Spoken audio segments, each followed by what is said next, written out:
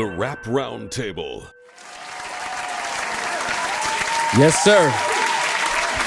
Yeah. The most dangerous pod on the East Coast has returned for another episode. You know, the internet is buzzing. The New York slander is real loud on the internets down south. But you know what that means that the Rap Roundtable and its New York bias has to shine through, because it's only right that we defend our city when y'all get crazy and try to change history. We're never gonna not do that. Just understand that and just accept it. New York Bias 3 is on the way. Let the hate go. You know what I'm saying? It's your boy Jav here, alongside the homie Sincere the Rap Snob. What up, what up? Alongside the homie Mase. I'm here. Have no fear, Deanie is on the way. We got jobs. Deanie's gonna pull in at some point during the episode. Don't panic. We know you love you some Deanie. Yes, sir. But for episode 65, you might recognize his face, but we gotta introduce him anyway. A very, very, very special guest. One of the most entertaining cats on YouTube. Yeah. Anytime you hear this right here, Hey, yo, Eeze. you know what time it is. The homie Eeze. Welcome to the Rap Roundtable. Yes, Good. Appreciate y'all brothers out here, man. You already know the vibe. Experience. That man will fall. Ease experience. Go get your shit. Shout out to the chat for actually making us aware of you. I think like late fourth quarter, they was like, someone in the comments was like, yo, y'all gotta collab with Eeze. Yo, this guy's fire. I'm like, who's that? So you go on the socials, you type it in. I think I checked your IG first. Then I went over to the YouTube. I'm like, oh shit, so and he's in New York too? Facts. Oh, we gotta connect with this guy. You know what I mean? A lot of That's times we connect with people who do what we do, but they in a different state. Mm-hmm. If you're not an artist and you're like a creator, we've linked with people in Atlanta. Shout out to y'all know. We gonna talk about him in a second. You know what I mean? But now to have someone in the town, it's real dope to have that. You know what I mean? I feel like New York City needs podcasters that's not on no fuck shit. And I feel like what you're doing is fuck shit free. Salute to you, bro. Thanks for coming on. Peace. Appreciate y'all. New York connection. You know what I mean? And I like it cut out. I like this. When I hear, Hey, yo, Eeze. that's my favorite shit. You know what I mean? I went and I clipped this. I'm giving this man his drop for the podcast. Where you from in New York? Far Rockaway, Queens. Okay. Oh, right. Queens. Queens in the house. Queens Representing. getting money. Far Rock, what up? 6 Borough. You already Yes, know what sir. it is. So real quick before we even get into the pod, were you locked in to stack bundles during his run? Not as much as I should have been. Okay. I caught it at the end, you know what I'm saying? Like, I appreciate it more now than I did back then. You know what I mean? Okay.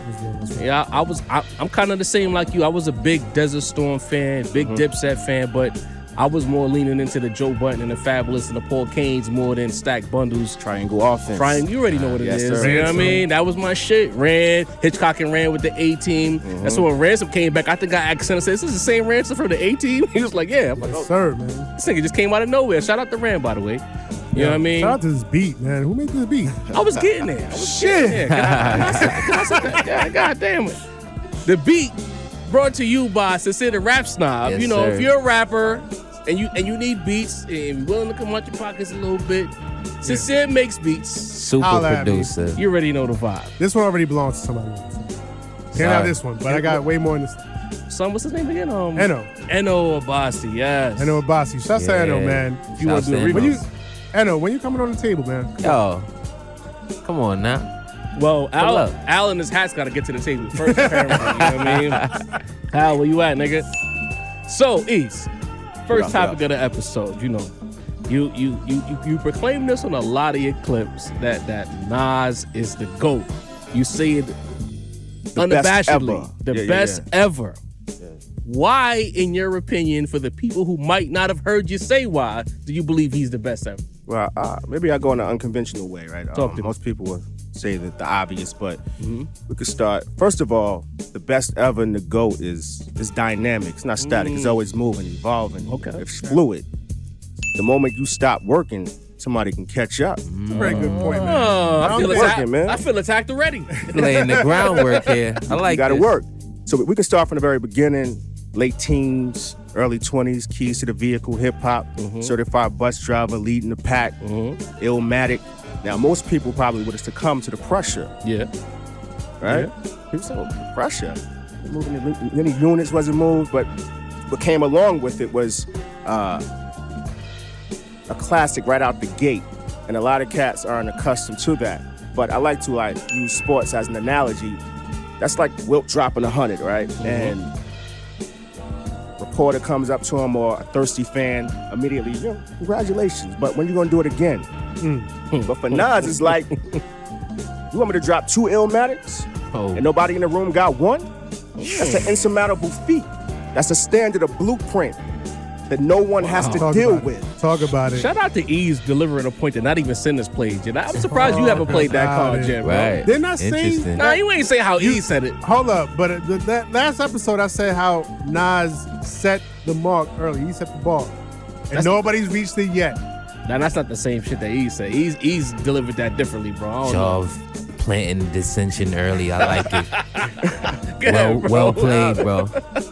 There's many things out there, man. I think that top to bottom, especially now, he's proven that he has the best solo discography in hip-hop history.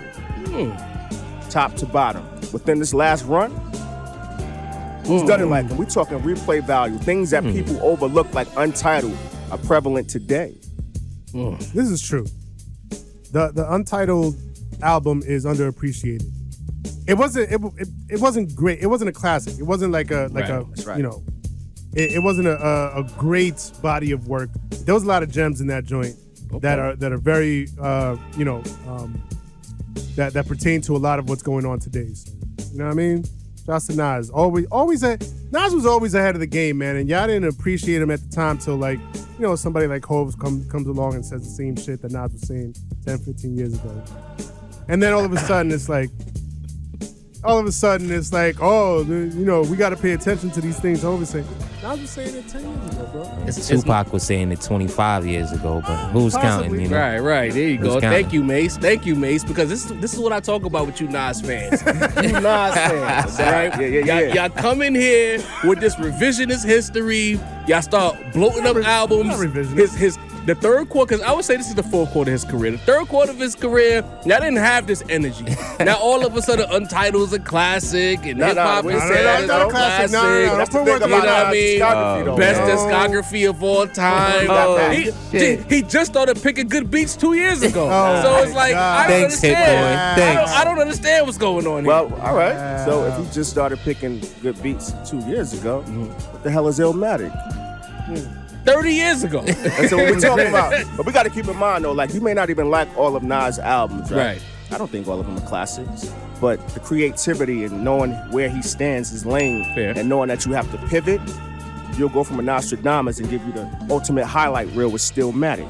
Oh, y'all don't like Nasir? Oh, I got you. Hold this 4-peat, KD1, 2, Magic, KD3.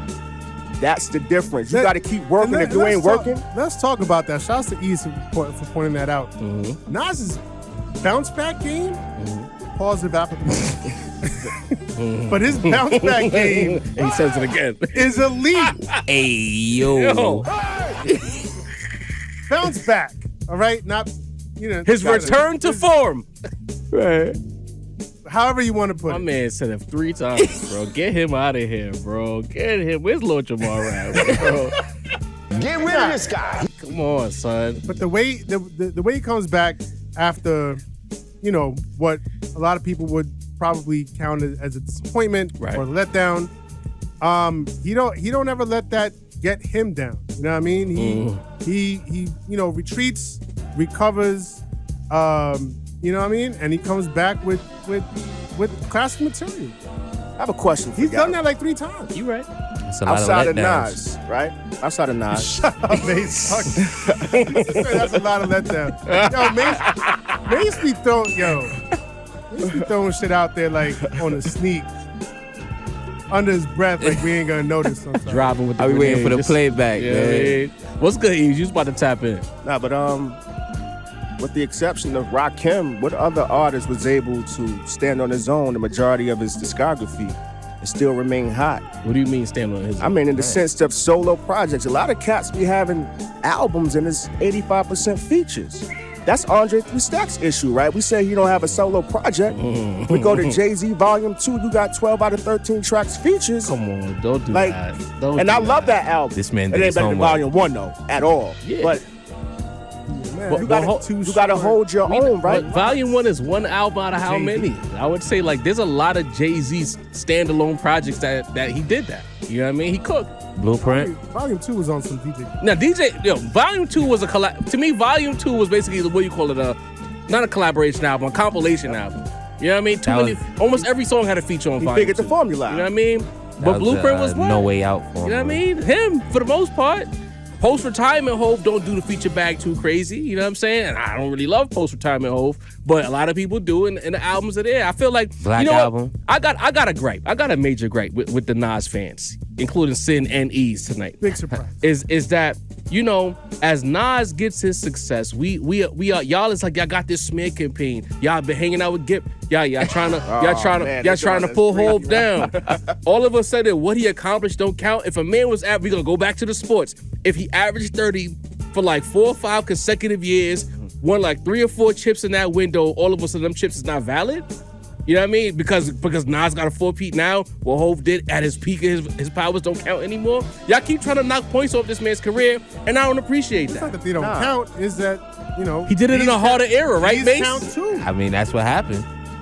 Well, is it? See, y'all gotta say that. I gotta say because so y'all gotta call him Michael Jordan in the 90s, like they say that. Bro, this is the easiest era. I'm This era just is easy. saying, Sin, I recall you saying yourself that the fact that Jay did it when they both were in their prime. He did say that, I right? remember Yes, Sin he saying did that. say He that. changed my mind. Wow. You know what I mean?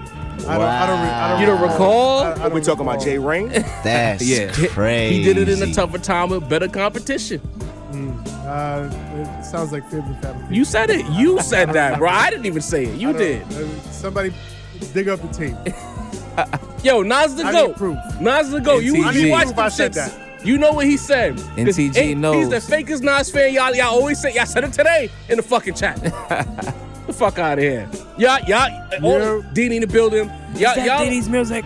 Yo, y'all constantly trying to pull that. Y'all haters because y'all calling yourself Nas fans, but y'all knocking down Jay. Why you just can't say, like Mase and I said, when Billboard did their list, if we ever did any 50, we would put Nas and Jay tied, 1-1. And then y'all can figure out the rest. We said that. But y'all gotta knock Hove down. I'm Jay hearing is he's nice. not What we top talking 5. about, though? He's not top 10. He's not top 15. Jay's top 5. You know what I mean? Oh, shout Jay's out to top Eeze. 5. I like you, Eeze. All right, man. I'll stop talking. Jay top 5. Deanie in the building, Deanie the balance. Welcome. Deanie Applaud was that, having man. fun. We got the Eeze experience in here, you know what I mean? Sure. You know what I mean? I'm here wearing my cape, you know, because we got a couple of now you in the building. You the fakest Jay-Z fan. You know what I'm saying? So I gotta wear the cape even a little tighter today. But Deanie, as you pull in here, bro, I like the stance that Eeze gave as far as his mic is not on. We'll keep cooking in the meantime. Yeah. So you know what? I'll push back. Make sure you haven't spoken too much about Nas being the best ever. What do you think about the breakdown that Eeze gave us? Eeze, I gotta say, this guy does his homework. He's well thought out. He's eloquent. You know what I mean? He makes a good case, but you Sounds know, racial, but okay. Surprisingly. That's the right. The rap roundtable version of racial, because we're not getting controversial, folks. You watch it. But you know, listen. Y'all know I'm the flip-flop of this century. You know what I mean? Y'all know how I give it up. Y'all know when KD3 came out, y'all can run back the tape. I said I think Nas is the GOAT. But, you know, I don't think Nas is the GOAT.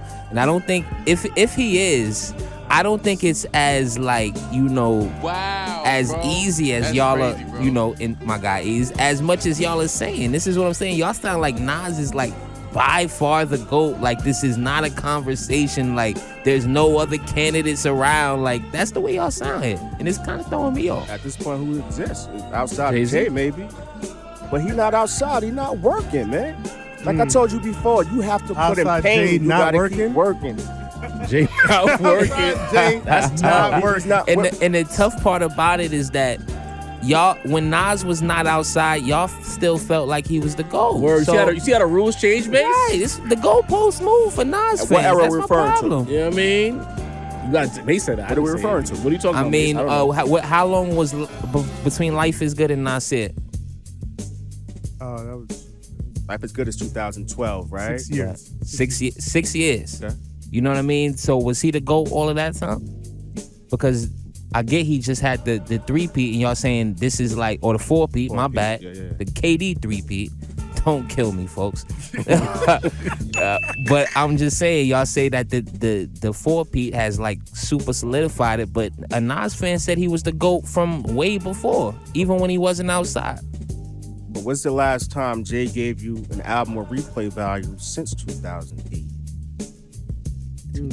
Well, the majority would say, not the Rap Roundtable, be clear, but the majority would say that 444 is that album. That's like a lot of people love 444. So I don't. So we can go back to Nas with that situation, right? Because I hear more about 444 than KD. Yeah. Well, listen, life is good. It's I heard more daddy, about man. the 78 like bars rap, last year than KD3. Finally, I got somebody at the table that's going to There's no 444 without life is good. Well, Talk about it. Well, Jay-Z's a Nas fan. We know that.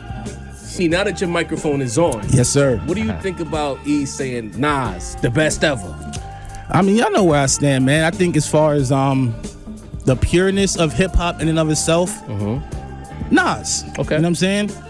But when it comes to who did the most, what you're able to do with this rap shit, Hove.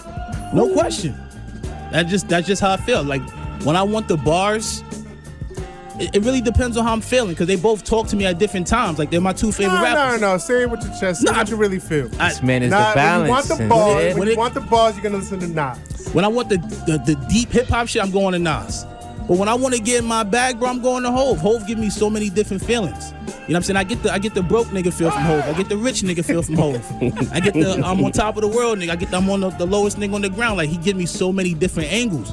That's why I fuck with Hove on that level. But as far as the act, like I said, when you check all the boxes off, finance, Clout, you know, hip hop's a part of these things. You know what I'm saying? Like notoriety. Let the record show. You said when you want to listen to bars, listen to Nas. This is a dirty narrative that's being painted. Because that's not what he said. That's not what I That's said. not what he said. I'm paying homage You to acting two like legends. the chat right now. You know what I mean? You That's got where the he was witness, going. man. I What just is said it for him this? because he didn't have the. Are we saying Jay-Z doesn't have bars? I'm just saying. That's what it sound Nas like. has This is more this is bars. one of those moments He since has steps more, in and he tells has you more what's- metaphors. Yeah, because he has more inside more. punchlines. He has more double He can sit at his fucking window and create his life and shit. Still Scribbling his today, notepad, nigga. 2023. Yes. He's still scribbling his notepad. Hove is outside. Oh shit. I'm trying. Leave me. I'm playing. It's what we do here, I'm y'all. playing. It's energy. We bring energy. Hey, listen. I just feel like, you know, the man did it the best. You know, the niggas in their South Pole sweats getting mad that he's rapping about money and shit. Back in the 80s, niggas was getting fresh, right? Wasn't Yes, they getting were. fresh a thing? Dapper Dan, shout out to The you. 90s made shit a little more rugged. Fair is fair. But still, there was always niggas that was getting to it. All of a sudden now, you in your mom's basement with your South Pole sweats on, and you don't want to hear about a nigga getting to it. And like I said on Friday's episode, Jay is not an actor. He's not in these rooms dancing. He's not really like an air quote pop star. He did everything. He got everything he got with his raps. And it's like, y'all keep glossing over that point. Like, for you to be what you are in the world today with rap and rap alone, not Beyonce, Gip, it matters. The other platform is saying that we kind of misconstrued what Gip was trying to say. But the issue is, the first thing we heard was he got what he got because of Beyonce. And then after that, we heard him say that Pac would take Beyonce. The first thing, if he would have just said that Pac would take Beyonce, we wouldn't even give a fuck. Niggas talk shit every Comedy. day. You know what I'm saying? We talk about Megan Thee Stallion. We say, hey, girl, we men. Hey, We're girl. men, right? We talk about women. Right. But when you say that he got what he got because of Beyonce and not his raps, I got a problem with that. When the Nas fans act like the raps in 99, 2000, 2001, 02, 03 wasn't why he was running around with the crown. Even if y'all want to say either happened, it did happen, but he ain't take the crown. He was still a king. 50 took the crown from Hove, if you being honest. Here's my thing. Here's my problem. And I'm going to come to Jay's defense now. Nah, don't do that. Stay over there, nigga. No. Stay over there. No, I'm going to come to Jay's defense. Sins unbiased. Because it's like take somebody like Gip, right? Hating ass Gip. It's like Gip Bayless. Gip Bayless. It's like bars only matter when it comes from certain artists. You know what I mean? It's like we overlook the bars and the lyricism that Jay gave us, right? Because now, you know, when you talk about like a 50 or a DMX, You know, even the Tupac, right? When you break down the lyrical dexterity, 50, none of them, 50, DMX, and Pac are seeing Jay on a lyrical level. They're not. It's just not happening, right? Now, this is my problem is when, like, for certain artists, you're gonna move the goalposts and say, oh, when you have these artists that are bigger, right? But then when it comes to an artist that you like more, right, that you're more of a fan of, then the narrative becomes, oh, but it's not about the pop status, it's not about how big you are, it's not about how many units you sell, right? But we gotta have a consistent criteria. We gotta have a consistent narrative of what counts and what does not count. You know what I mean? Because sure, 50 might have been bigger at one point. You know what I mean? DMX might have been bigger at one point. But let's take everything. Let's take the whole package. You're not seeing them, Jay, lyrically. They didn't have more classic albums than Jay. 50 had one, DMX had one, maybe two, right? Jay got at least 3, 1.5. Jay got at least 3. So Jay got the classic albums, he got the bars, he got the freestyles, he got like hits for, you know, like over 2, almost 3 decades, bro. Like, come on, man. I just feel like the rhetoric, you know, that such and such passed away and this happened so that he got the success. Bro, that's life. We can't keep living in this fantasy world. We don't live in a fucking anime. There's no Dragon Balls to wish these niggas back. They passed away. They're legends in their time and they legends in their afterlife. But because they passed away, things happen. Life happens. Shit, we constantly go forward. You know, yeah, there was a power vacuum. Yeah, he moved in. But at the same time, he could have not moved it. He could have dropped some whack shit. It ain't like he was just thrust into the spot. He dropped volume 2 and it rang off. Heavy. And then he followed it. And then he followed it. And then he followed it. At a certain point, it's like this whole thing about he bought this and he paid for that. It's like, nah, bro, he had the music, bro. I was a kid. That man dropped records and we fucked with it. Grown men fucked with it. I don't understand. Women fucked with it. So it's like we can't keep pushing this rhetoric that he wasn't this and he wasn't that. When the fact remains is he was the biggest act consistently. There were guys who were hotter. There was guys who sold more. But when he dropped, it mattered. And it still matters. And it still matters today. That's the point. And I think that's the point. Yeah. 70-something bars. And again, I've said it on this episode, that God did versus not all of that to me. Broke the net, though. But it still does to this day. If I say God did right now, the chat is already running up. They're already panning that. God did. You know what I'm saying? You got something to say? Yeah, outside of him not being better than Nas, what's the resistance that's your feeling concerning his Eeze was waiting for that. I love that. That's why he's concerning his here. greatness, though. Right. But I think he's better than Nas. No, I say I'm it. saying though, but why do people feel as though Jay don't get busy? I don't. You gotta ask them now. It's not. You know what I mean? But that's not even an what I was argument. saying. I just feel as though he's not better than Esco, but everything you mentioned seems to be that's. And Paul, Yeah, and, that's he why I got busy feel- with everybody. Paused. That was worth getting busy with. Like Jay did a song with everybody that matters. Yeah. And I think y'all have it confused a little bit that when DMX and 50 and Nas all had their reign, that us in New York, we didn't acknowledge it. We're just fighting against the narrative that y'all are posing against Hov. But trust, when DMX was going, like, we all was behind That's a DMX, fact. bro. Fact. Like, But when it's 50 like when- dropped Get Rich, That's a fact. But we was short- acting like short G with Unit it. members, Short-lived bro. runs, considering. Can I Right. be a jerk for a If second? this is a graph, hold on one second. If this is a graph, it's like 50 DMX, and then Hov is like Straight It's across, still really. moving, bro. Like, just- It's still going. overarching so many decades, and then- so is Nas. And boom, peep game. Y'all been in that comment section. Y'all been in the chat. Y'all been in the Art of Dialogue comment sections. All of that, because I've been comment creeping. I've been reading them fucking I comments. see y'all too. And y'all say DMX had it more than Jay. But at the peak of DMX's powers, there was a Rough Rider album. Who had a solo song on a Rough Rider album? Jigga, my nigga. Was there a solo DMX song on the Dynasty album? Let's talk about it. These are the facts. I'm not making this up. That happened. It happened. Real life, Why would Rough Riders feel the need to give Jay, who's not a Rough Rider, a solo at song? least. Put it like this: when It's Dark and Hell Is Hot came out, DMX was on the Hard Knock Life tour. Yes. When Get Rich or Die Trying came out, 50 was on the Rock the Mic tour. Let's just put it like that. Okay. Oh, facts only.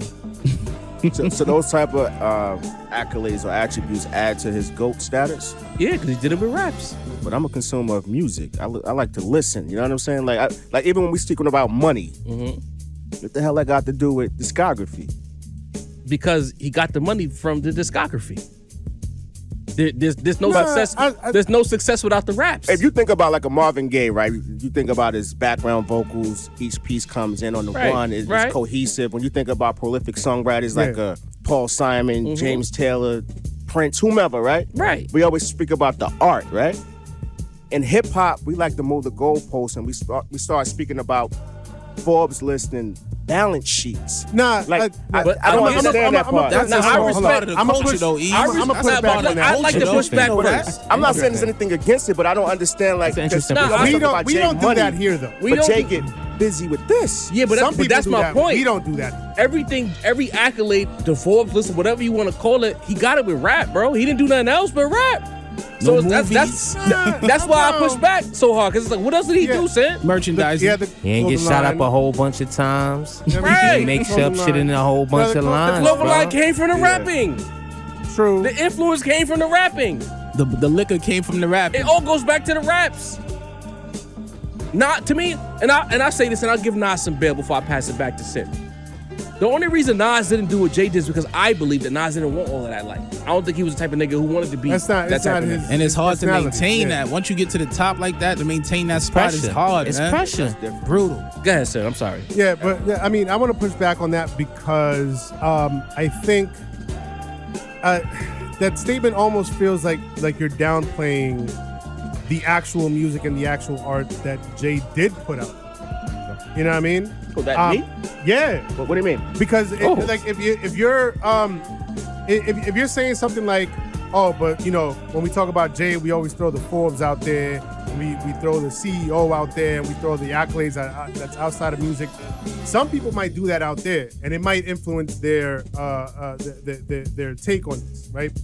We don't do that here on the Roundtable at all, and it does that doesn't come into the equation when we talk about Jay-Z's GOAT status. What we talk about is the motherfucker got classic albums, at least 3, right? If you count American Gangster, like Job says, that's Classic-ish. 4, right? Some people might say 4. That's 5. Not us, but 3 at least, right? The quotables, the bars, things like the evil, The things influence. like Dead Presidents, you know what I mean? Things like Song Cry, you know what I mean? Streets is watching. Streets man. is watching. Like that's bars, that's street shit. And like you take those bars and like people will always say there's always a hold bar for every situation. And you know what? As much of a Nas fan as I am, I look at it and I'm like, yo, like Jay was really dropping jewels like that people can still grab onto today and still listen and put towards their own life. You know what I mean?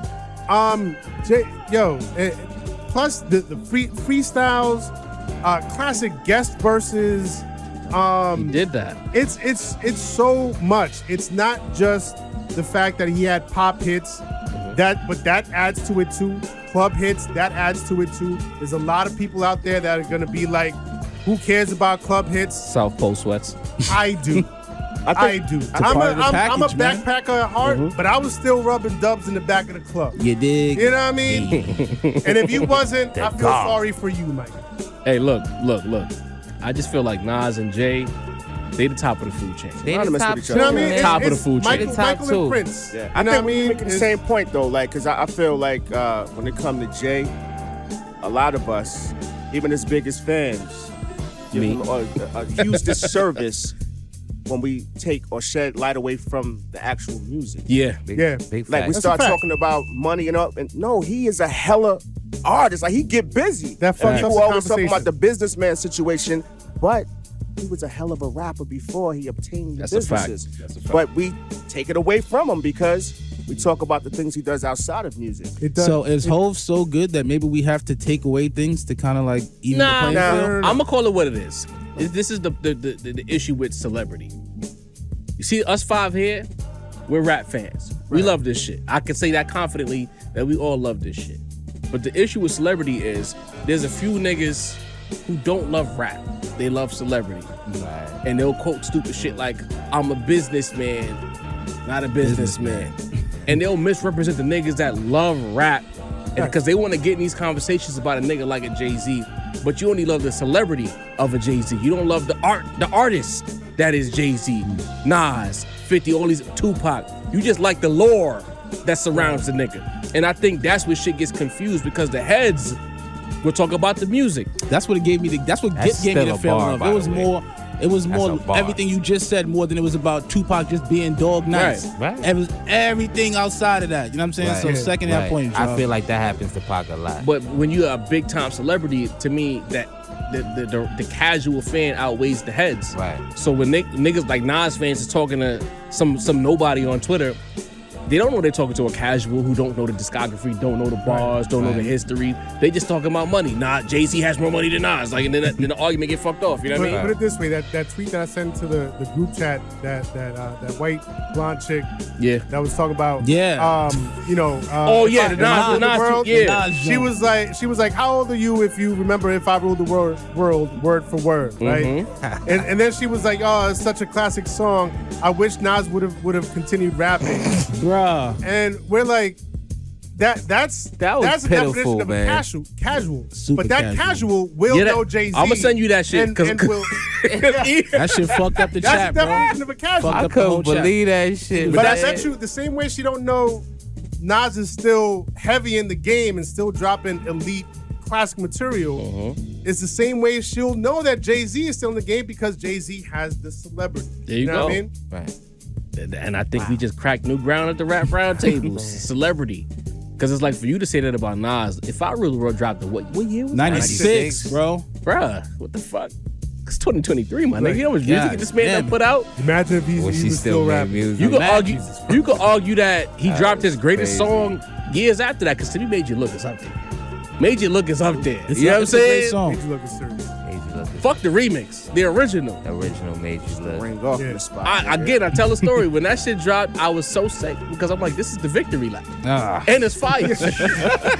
and I know the words. He almost turned his cape in. Yeah, almost. Nigga, that song is so fire, bro. Hold that shit up. Like, oh my God. Tuck that shit in the Oh bottom my of the drawer, God. Especially the second verse of that shit.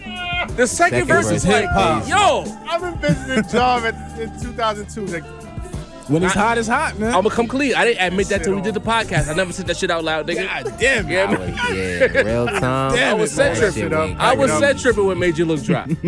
But 50 Cent dropped little take or some news came out around the 50 that he's gonna have a feature on KD4. So we know that we're a little late. It's been discussed on multiple platforms, but we gotta talk about it. We saved it for this episode, you know what I mean? So, Deanie, you got here late. Two-part question. What do you think about the idea of 50 being on a collaborative record with Nas? And early based on what you know, if there is a 50 song, what you think KD4 might sound like? Brings me to when I used to love records like Who I Rep With. You know what I'm saying? Too Hot. You know, like if I go by that, I'm already in a great mood. The whole thing I'm more worried about, because I think the record's gonna be great, because Nas is in rare form. 50 always knew how to make a record. That was never 50 problem. You know what I'm saying? It's just, in what manner would these two collaborate? Am I gonna get some hard street shit? Am I gonna get some clubby kind of shit? Because we know 50 has access to that bag too. It's more what I'm gonna get. But I'm very excited. I'm happy to see what Queens, New York representatives about to do. Please get the money. And I'm looking forward for it. I'm Hit Boy behind the production too. I really can't lose. That'd be crazy. Let me ask you this: if you think, do you think because remember we did the King's Disease draft, right? Yeah, I still owe since 25. And should we all do? Nobody paid sin. run me my bread, we owe you, bro. Now that you mentioned it, IOUs, baby. IOUs. Thank you, Dean. I almost forgot. When you did your draft, when they owe you so money so long you forget. Word, because I forgot about that shit. Your draft was heavy on the vibe. You said I'm gonna do a vibey. I felt Nas playlist. needed that.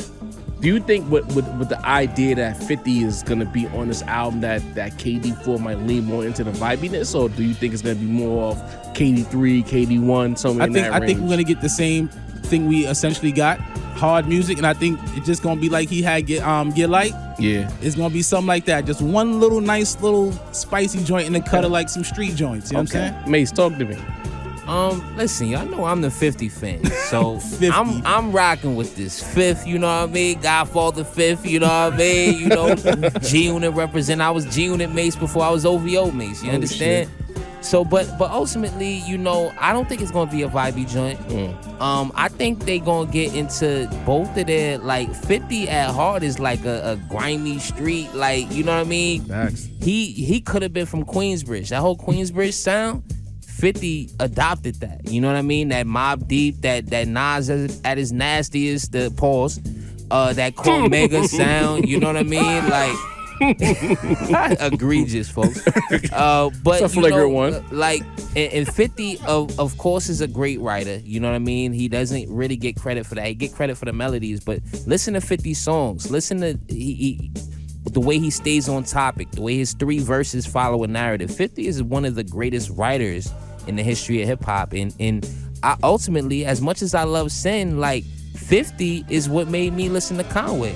When I heard City on the Map, I officially started listening to Conway. You know what I mean? So, which you know proves in 2020, you know, whenever the joint came out, that he still had the talent to bring a new listener to an artist. Now, how many new listeners is Nas getting from 50 Cent? Maybe not a lot, but I'm just saying, it's just 50 still has the interest. When he drops, you know, the Big Rich Town joint from Power still rang off. You know what I mean? They made the show change the song back after they put Trey Songz on that shit. Because it was too fire. You know what I mean? The joint with Chris Brown went plat. The joint with PNB Rock went plat.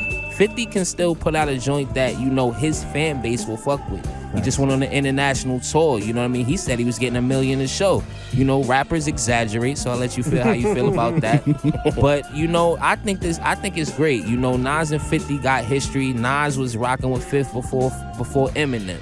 You know what I mean? So it's like this is like a return to form.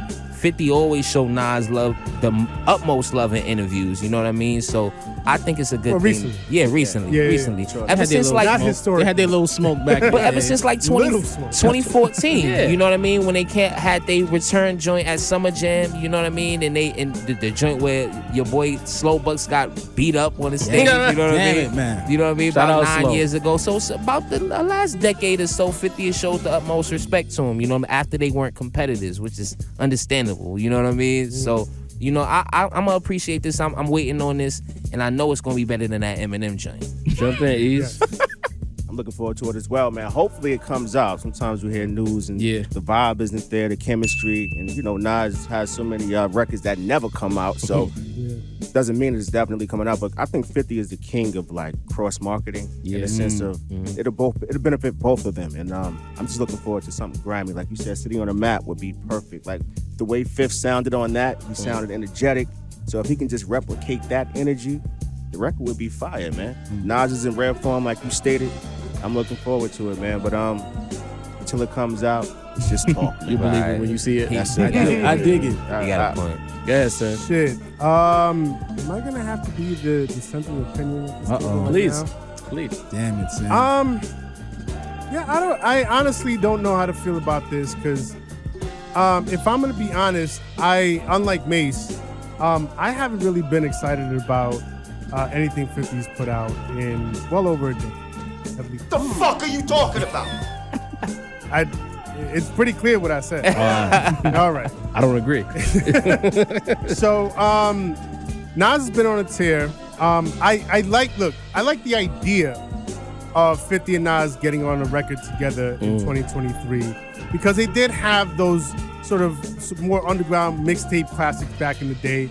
And I remember wishing that you know, they didn't have the riff that they had, and they could have put out some more, you know, classic material. But it's 2023. I honestly don't know how compatible they're gonna be today.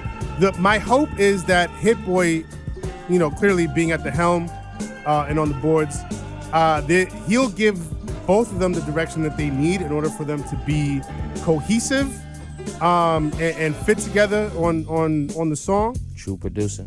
You know what I mean? But yeah, I'm not sold on this idea. Not in 2023. Yeah. I'm not sold on it. You was throwing that. I'm not sold on it. Sin, you was throwing that Cormega album in the chat way too much to say this, bro. I'm serious. I don't want to get my hopes up about something that I feel like I might be disappointed in. So if it's fire, all the more love to it. I'll be super happy, but I'm not getting my hopes up. You gotta believe, Sin. I'm not getting my hopes up. Do you believe? All right. It's over to God. And I don't want to see 50 get smoked on the record. It doesn't matter if he does. Really doesn't. Eeze made a strong point about 50 and his marketing ability, and I think I'm in lockstep with him. I look at it as 50 sees as an internet property right now. Nas is a top tier stock. We saw it. Other platforms saw it. Whereas you talked about Nas around anywhere around the drop of KD3, it was a good business for you. You get what I'm saying? So I look at 50 and I see 50 see what's going on. Mm-hmm. He see who the hottest, air quote, for lack of a better phrase, internet rapper is. And 50's whole business outside of what he does with the shows, he's an internet personality. You know what I mean? He's in the shade room. He's on his Instagram page. He's commenting on the latest news in the culture. Right. If he's gonna rap, why not rap at the guy who's the hottest right now? The guaranteed click. It's a click business, ain't it? You know what I'm saying? So from that perspective, I look at it and I say, this is genius.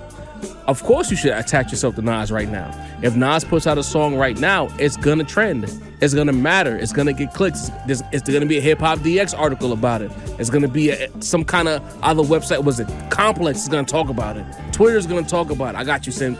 You know what I mean? The shit is gonna ring off.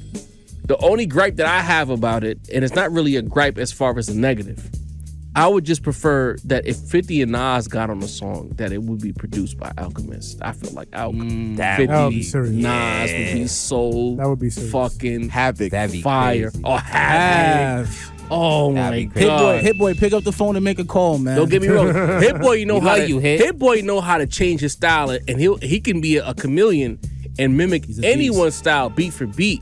But it ain't nothing like the genuine article and making some queen shit. You know what I'm saying? That Rusty Razor Alchemist shit, man. Drums. Do you think the reverse is also true? What do you mean? Do you think that Nas will benefit?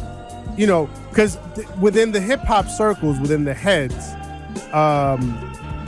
you know, we're all, you know, giving Nas his flowers for this run that he has, but it's still within just a very sort of tight knit hip hop community. Right. So do you think Nas attaching himself to 50 would get him into those shade room crowds and into the Nas don't need it. I think I'm not saying he needs it. And this, well, I'm gonna be a little problematic when I answer this question.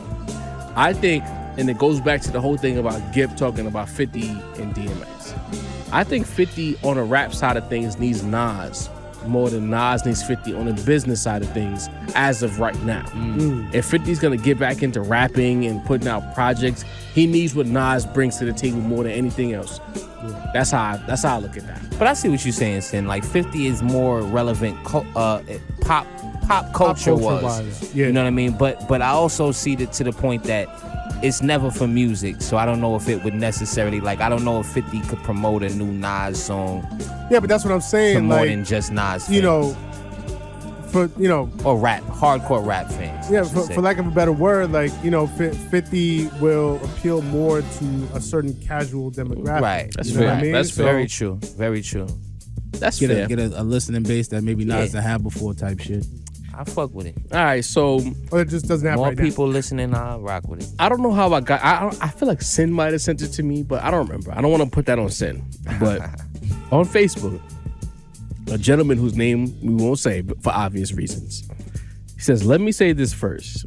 Nas is my favorite rapper, but we have to admit this: Steve Stoute saved Nas' career not once but twice.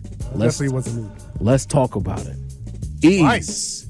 What do you have to say about that? What's the second time? I don't even. that's what I don't know. You know what I mean? Twice? I think he I wouldn't say he saved his career, but he was a big help. I'm saying from a standpoint, or a fan standpoint, I don't know what happened personally, but you hear Steve Stoute speak about how after Illmatic, Nas went back to the P's, he had to go out there and find them, link them with track masters, It Was Written, then they fall out. But I think he helped, but he also added some negativity to some relationships, right? Because him and Cormega fell out because of Steve Stoute, right? The Firm situation didn't work out because Trackmasters and Dr. Dre was initially supposed to do it, but Steve Stoute wanted Trackmasters to be on board. So it's about 50-50.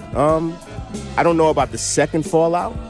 I'm not sure or the second time that he saved him, whatever he's referring to, but I know they seem to be in good terms now, but I wouldn't give him credit for saving Would you Nas. say it's a reach, that statement? It's definitely a reach, but he helped, though. We're not going to take away what he did. He definitely, he gave him some commercial appeal, right? That's fair. Hate Me Now, he played a big role in If I Ruled the World. Vital, it was written in general. We don't want to speculate about that second time he's saying Steve Stoute. Go ahead, Mase. You sound like you want to speculate. Let me know. I don't know what it is, though. According to Steve Stoute, Ether was a completely different record, and he told Nas to scrap it completely. I've definitely heard about. We've heard. crazy. That's what he said. So Yeah. that's what I think that he's saying. You know what I mean? So I just want from to. Steve That's Stoute. from Steve Stoute himself. He said he made Nas scrap the original Ether. That it wasn't it. And he re-recorded it, and then we got the Ether that we heard. That's what he said. So the second fallout was 20 years ago. Yeah, because that was 2001. Yeah, it was 01. I got you. All right. I think When it sends bounce backs. I think there you go. Hey, you. On time. Sheesh. I think save is a very strong word. Save is like, like you pick this man up from the gutter, like he ain't have nothing, like he ain't had a dime to him, like that sounds crazy to me. You know what I mean? He definitely, like, put it like this: if we're gonna say Steve Stoute saved Nas' career, then we're gonna have to have the same energy and say Puff saved Biggie's career. He saved Rick Ross's career, but go ahead. Dre saved 50's career. You know what I mean? Saved is just a strong word for somebody that's like an executive producer that's guiding an artist in the right direction. You know what I mean? That's what they're supposed to do. That's their job, right? There's been countless artists in the history of music that are immensely talented, gifted even, but they just need a certain direction. They need, that voice, that person on their shoulder saying, do this, don't do that, put that song out, scrap that song. And, artists need that direction because, like, honestly, I kind of feel like I'm sort of, in that creative kind of realm. A lot of times I'm just so stuck on what I want to create that I don't really have time to think about, what direction I want to go in with a project that I might want to put out, or like, who am I giving this beat to? Like, you know what I mean? I might need some guidance in that sense. So creatives always need guidance, and you can't say that like a Steve Stoute or anybody that's like executive producing a creative artist is saving their career. They're doing their job in guiding the talent, and that's what they're supposed to do. That's fair. Dini, you got anything to add to that? Save is excessive. Assisted in, was vocal in, you know what I'm saying? Focal in, like, but saved, how do you save the nigga that dropped Illmatic? You know what I'm saying? That's kind of tough. It's arguably the greatest hip-hop album ever made. But I do halfway want to say save because he was vital in the part of my favorite Nas album.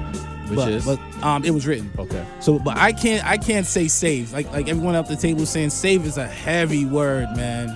Save is basically like, I wouldn't have been able to do it without that person at all. Like, you know what I'm saying? Like, I don't know if I want to go there, but he was definitely vital. Because at a certain point, Steve was not in the picture, and Nas, was still doing his thing.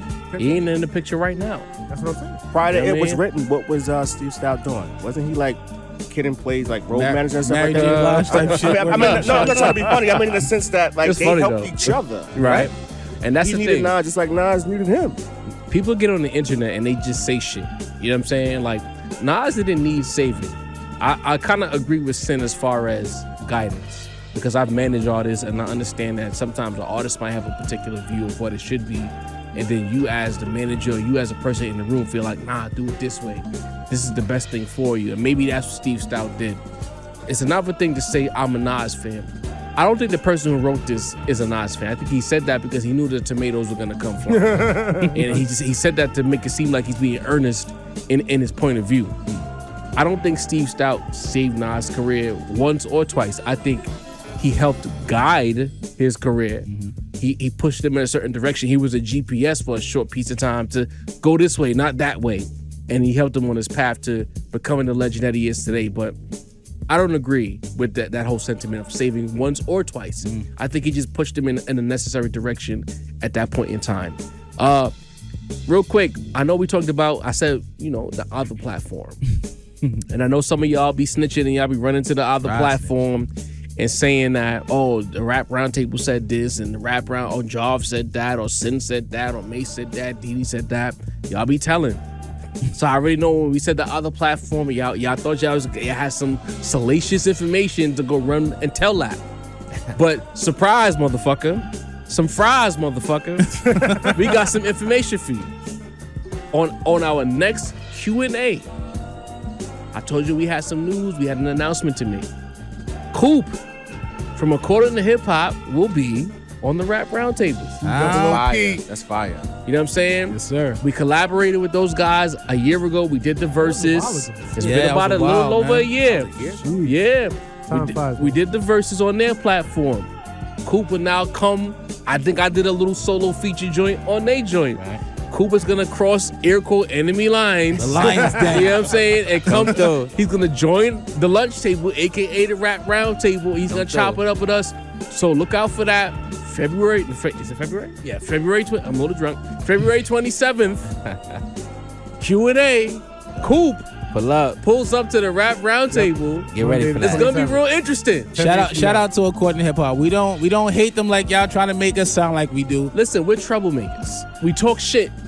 And the thing is, we keep telling y'all, the same shit we'll say about them, we'll say it to them. We talk shit about each other on wax. What we do here. Fuck? We gonna talk shit. Hashtag Birdman hand rub. Oh yeah. It's gonna be a good time.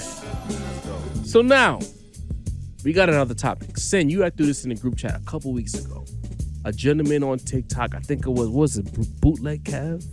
Was it Bootleg Kev? Nah, Bootleg Kev was that was another topic. That was another topic? I forgot where this came from. We'll figure that out later. Yeah. But the gist of the conversation was that the golden era that we claim that is the golden era, right. 90s, early 2000s, is no longer the golden era. They said that right now. Eeze, fix your face. I know you looking like, what the fuck? They saying that right now is the golden era. No, that's not what they said. What they said? They said the blog era. It's not blog. Nah, more like 06. This is the Clout era, like so the stream era. The blog era. The blog era is the when Wale late, and Drake and J. Cole they said and 06, Kendrick and all them niggas. Like 2010, 2010, yeah. Okay. No, but okay. No matter how you slice like it. the era. Well, I guess I can see that because the guys who are the pillars of the culture right now, Dope Boys, they kind of were birthed in that era. Nas, Drake, Kendrick, they come from that time, no? Yeah, it's true. Yeah. So what do you got to say to that, Sin? Get the fuck out of here. Oh, okay. All right. Well, that was quick. Early lawn segment. Get the fuck off my lawn with that shit. The pre-lawn. Now look, I look. Everybody knows I love me some Kendrick. And I'm not gonna get into that. Put the drink down. No, we'll get to that later. All right. You know what I mean? I respect Cole. Drake is Drake. Whatever. You know what I mean? Nicki. Respect to her, but the golden era is the golden era, and that's the era that we came up with. I respect to the blog era, but let's go down the fucking resume. Let's go down the discography. The real golden era had Nas drop 2 classics. Big dropped 2 classics. 2? And one was a double. Time out. Which 2 classics from Nas? Illmatic and It Was Written. Oh, okay. I just wanted to make sure that we on the same page. Nah, they both. I just want to make sure we on the same page. Look, we've had the discussion Ease, about it. we had a whole argument about It Was Written. Yeah. Sin fronted on it. I do not front on It Was Written. I just Little say bit. Illmatic is a slight hair above. You know what I mean? Didi and I will take It Was Written any day. Likewise. But listen. Ease from the top row. Wow. Let's go. May saved me. May saved me. I'm an Illmatic guy. I'm an Illmatic guy, okay? Thank you, May. I It's thought still 3-2, that was nigga. clear. Still some sense at the table. I thought that was clear, to be honest. That You know first what I one mean? would have been monstrous. He got outvoted. It's okay. Regardless, Nas got 2 classics. I like the Steve Stoute album. Big got 2 classics. One was a double. What'd you say? I said they like the Steve Stoute album. Wow. He saved him. He saved him. That's crazy, bro. But I shall continue. Yes, sir. Pac had what 2 or 3 classics? Yeah. Maybe depending who you talk to. Talk to me. You know what I mean? One was a double Mm-hmm. album. Wu-Tang got like 4 or 5 classics Yeah, as a collective. as a collective and solo artists. Mobb Deep got 2 classics. Yes, sir. One for sure. A second one I Close. consider a lot of people consider a classic. Jay got 1 or 2 in the 90s. Yeah. 1 or 2. One. 1, right? Let's say with 1. Dre got 1 for sure. 2. I'm sorry, 2001. Yeah, that's He got definitely classic. 2. So Jay got 1 classic? In the 90s. Reasonable Doubt in the 90s. Not Hard Knock Life. That's Now you're 98. 1 not a classic? What? But we can talk about it. I said 1 or 2. Hard Knock Life not a classic. I said 1 or 2. I think 2 I'm is gonna the keep classic. going I down think this Volume fucking- 1 became a 'cause classic I'm shitting, retroactively. I like- don't think it was a classic in real Like time. we already shitting all over the blog era, bro. Because who the blog era got besides like the big 3 that we always talk about? Wale, Nah. the Cool Kids, Big Sean, Jaw, let him know. Big Let Sean. him know, Sean Jaw. don't got a classic.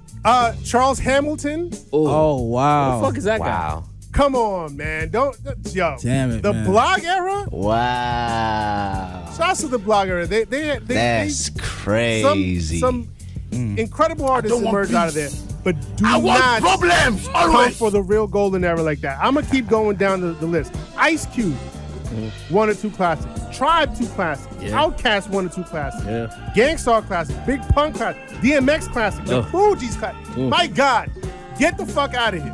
Some people say that Mase joint is a classic. Harlem World? Close. I mean, but some people. Does anyone have anything to add to that? 'Cause I feel really like Sin don't, kinda bro. covered Everything. everything. No Way Out's a classic. You know what I'm saying? So I guess my question would be, since Sin threw the classic word around and he kind of segued to the next segment perfectly, what makes an album a classic exactly? Because I'll say this, I'm not saying I agree, but there's gonna be a person around Mace's age and younger who feel like there's certain guys from his era who made classics. It might not be classics to us, but it's classic to them. So what makes an album a classic? I'll start with Eeze. I feel like you're a thoughtful individual. You understand the culture. You understand the space. I'm sorry. Hold on 1 second. Mace, you ain't have no pushback? I mean, I did actually. You The know what blog- I mean? for the blog era. Bro, you ain't saying I nothing. I was gonna roll it out with the classic I asked album, the to be question. honest. You know what I mean? But I asked is any pushback? Man, everybody said no. I was saving. I was Kamehameha for the shit. classic. so you got album. some, so you got You know what some I'm shit for saying? later. I got you. That was bro. more of a Say spirit that. bomb, Say bro. That was a that. spirit bomb. You know Took what I time. mean? I was spirit bombing. You So know what I'm saying? Eeze, He's getting in what do shit, man. you think constitutes a classic album? Well, first off, I think that a classic album doesn't have to be perfect. Okay. Okay. You don't have I to like be, you don't that. have about 1,000. You know what I'm saying? That's why I think, like, even with J Volume 1 as an example, a lot of people harp on Sunshine, but everybody was making records like that at that time. You know what I'm saying? Like, Shiny Suit era. like, it happens, but that doesn't make the rest of the album not incredible, or he doesn't mean he didn't touch on different topics. But so for a classic album, production has to be there. Different topics like subject matter, it matters. Lyricism matters. I think you need to do the heavy lifting as well. Like, I don't want, at least for me, my listening experience, I don't want 90% features. You know? I want to know who you are. Right.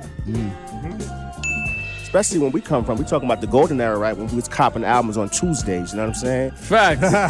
$15. Talk about Copping it. CDs, nigga. on about a it. Tuesday. FYI shit. And you just wanna experience your favorite artist, you know what I'm saying? So subject matter, dope production, originality for sure. I'm not looking for perfection, and just bring something new to the game. But classic albums aren't overnight. When people say it's an instant classic, I'm not a big fan of that either. You gotta sit with it. You're not digesting all these bars in a week. That's fair. Like, give it some time. So classic albums, you spoke about It Was Written, Volume 1 or Illmatic, that took time. We still bumping those records to this day. Is there, Why? Because it's a classic. I'm gonna divert here for a second. Is there an album that you think was instantly a classic as soon as you heard it? Like, immediately? 'Cause I'll tell you personally, only built for Cuban Links. The first time I heard, as soon as I heard it, probably Little Brother Listening, when I first heard that. Okay. I was, Good one. that's That's a good 03, right? That's a good one. Yeah, that when I Oh. first heard that, I lost my mind, man. Like, 02. 02, right? Like, yeah. It was when 02? Listening was 02, Minstrel Show was 05. Yes. I would say probably. You would know. Yeah. Little Brother The snob. Listening. Denny, tap in. It's a lot of things. Like you said, it doesn't have to be perfect, but it does have to have certain things. Quality has to be there, whether it's class or rank of quality. You know what I'm saying? Appeal. Does it exemplify the genre that it's covering? You get what I'm saying? Like when I think of classic hip hop albums, they're just a bunch of albums that jump out to me. If you think of classic R&B albums, there's a bunch of albums that jump out to you. It has to do something to the actual genre of the music. Longevity, timelessness has to be a part of it. You can't have a classic without it being timeless. Influence. Yeah. Like what did that do to make other people do what they do? Did you have a huge impact on what people do going forward? That's a part of, there you go. Shout out to Hove too. We can go any way we want to go. And development, like what you bring to, what is that piece of art gonna do in the future? Are you gonna get the feeling that you got from that piece of art 10 years later, 20 years later, 30 years later? Is it still gonna make you feel that? That to me, all those things encompass give me a classic feel. Go ahead, Mase. You know, y'all have definitely, you know, said what I don't want to say obvious, like that more of an insult, but like, you know, kind of like we definitely know what y'all are saying, create a classic, right? But I think we have to also like define classic, right? Like, so Get Rich or Die Trying is a different classic than Below the Heavens, right? Mad Villainy is a different classic than the Carter 3, right? So Carter there's 3. The Carter 3. There's different types of classics. There's classics that were so impactful. What are you talking about? You know what I mean? There were classics that were so impactful because the thing is, Jov, you're an outlier with that, because in the same Carter way, 2 is a unanimous classic in that run, bro. but I say that to say this: that's not your generation's classic. It's not my generation, but niggas always hold up the Carter 2, bro. But the younger generation that came up under Lil Wayne think Carter 3 is the classic. Cook, bro. You know what I mean? That's got all I'm something. saying. I'ma just sit back. That's all I'm saying. I got something for that. I'm gonna let Mase cook. And that's what I want to say. Ultimately, there's different types of classics. There's hip hop classics. There's classics that were so big. You know what I mean? That they made such an impact that it's like, yeah, this. You know what I mean? This is a classic era. You know what I mean? This is a classic time in music. You know what I mean? And ultimately, I think that a lot of times that, you know, a generation has to accept that, you know, y'all are the OGs now. Y'all are the old niggas now. You know what I mean? Because at the end of the day, when I was coming up in hip hop, and I want to bring it back to the golden era generation. When I was coming up in hip hop, Rakim and them niggas was the golden era. We kind of just co-opted golden era as our phrase. You know what I mean? But when I was coming up in hip hop, the golden era was KRS, it was Rakim, it was Big Daddy Kane. You know what I mean? So it's like each era kind of moves into the next spot, right? So now the blog era is feeling like the 90s niggas was feeling, right? And now the Clout niggas, the little baby dudes and the little Dirk dudes and the Kodak dudes, they feeling like the next era coming up. Now, like, we got them classics, you know what I mean? So fine. we always have to understand that of course, like, as hip hop fans, we hear a classic and we know what it is, but we got to understand that really, ultimately, your generation defines if you're a classic. You know what I mean? a reasonable doubt and a blueprint don't mean the same to a nigga that was outside when Run DMC dropped. You know what I'm saying? Get Rich or Die Trying, which is like, we love that shit. I done heard Sin say, nah, you know what I mean, about the quality of it. You know what I'm saying? So it's like the generation itself. You said it off wax, and now you're saying it off wax. That never happened, bro. I see that happen. I have never discredited Get Rich or Die Trying. I may be mistaken. I kind of believe Mase. I feel like you fronted on it, bro. maybe on 50 as a whole, not specifically the album. But you know what I'm saying? 50, yes. As a whole, as an artist. But that's all I say is that ultimately there's different things that define a classic. You know what I mean? Sometimes the shit is just so great, you know, lyrically it's a classic. There's niggas that think Lupe Fiasco got multiple classic albums. You know, Drogas Wave, Food and Liquor too. You know, because you the Lupe fan. Yeah. You know what I mean? So it's like we have to understand that. You know, a lot of times, yeah, of course, quality is a thing. Of course, impact is a thing. But I could say that the Little Brother album he named didn't make a huge impact. You know what I mean? But it's a classic. You know what I mean? So it's different things that can define different classics to me. And you kind of have to, like, open your mind a little bit. Of course, the new Soulja Boy shit ain't a classic. You know what I mean? Of course, you know what I mean? MC Hammer Don't Hurt Him wasn't a classic. But there's different types of shit that you got to understand was a classic for an era, was a classic for a generation, and was a classic for a time. You know what I mean? That's what's up. There's a major difference between a classic and timeless too, though, right? Because Eeze Do or Die may be classic, but Illmatic is timeless. To me, timeless is the next level above classic. That's what I mean. Right. So you can throw around the classic levels. Title. That's cool. But everybody can't say they got timeless joints. Say that. Say that. Go ahead, cook, Sin, because I got some shit for Mase. Unless you want me to cook first or you want to close it. Nah. Oh, he want to close it. So here's the problem. Me, Dean. Here's the problem that I have with these younger cats overall, and it's because I've graduated recently to old head, and I'm wearing that. We all here, brother. You know what I'm saying? We all here. But I feel like in my youth, if I say Eeze or Sin dropped a classic, back in our day, if I threw the C word around, that means automatically it's timeless. Because classic, the standard for classic in our youth meant that it's gonna stand the test of time. I feel like in the younger era, starting from like the Bloggish era, the Wayne era, up until now, people throw the word classic around because it fits a moment in time. Like you said the Carter 3, I said the Carter 2 because the Carter 2 is the better album. Right. So we already divided there. People put the Carter 3 up there because it represents a moment in time. Right. The build up, the mixtape run, the Carter 1 and 2, more 2 than 1. But the features, everything that led to the Carter 3, then Lollipop. Massive. People hold that time up as a classic. 50 Cent, Get Rich or Die Trying, that moment. What I call it, the supernova. That moment, they call it a classic. But if we doing like the rapper report card and we put Get Rich or Die Trying next to a Blueprint, it's no competition. The younger cats hold on to moments, and before there was clout, there was the energy or whatever it was around said artist, and they'll call whatever he dropped, they was calling it a classic anyway because of the lead in too. It was like all the movie trailers dropped, all the hype was surrounding the shit, and it was like classic. It didn't matter what he dropped. The album could have been whack, but the single was hot.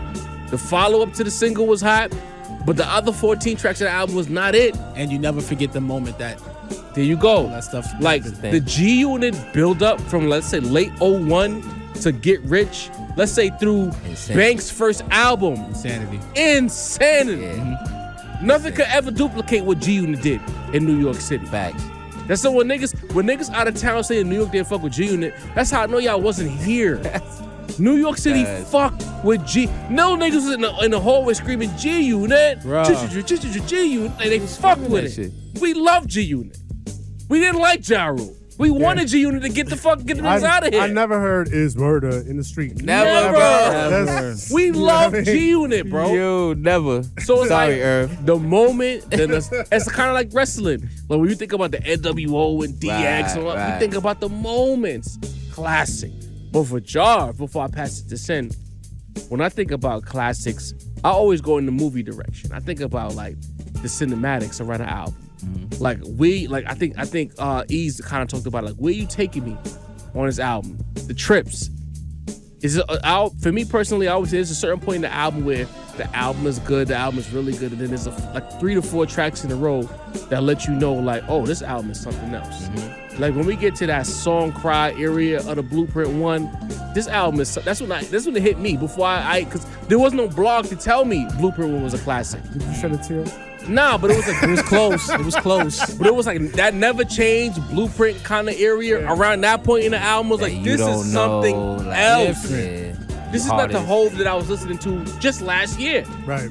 When Kanye dropped My Beautiful Dark Twisted Fantasy, when we get into Devil in a Blue Dress, you get into the Blame Game and all of that. It's like this album is something else. Just recently with KD3, front to back. Not even KD3, Magic. Yeah. From the intro. Speechless. This project is something else. For me, it's like there's always those points in the project where you realize, all right, this is good, skip, this is good, skip, this is good. Right. I didn't reach for the skip button. There's no skips.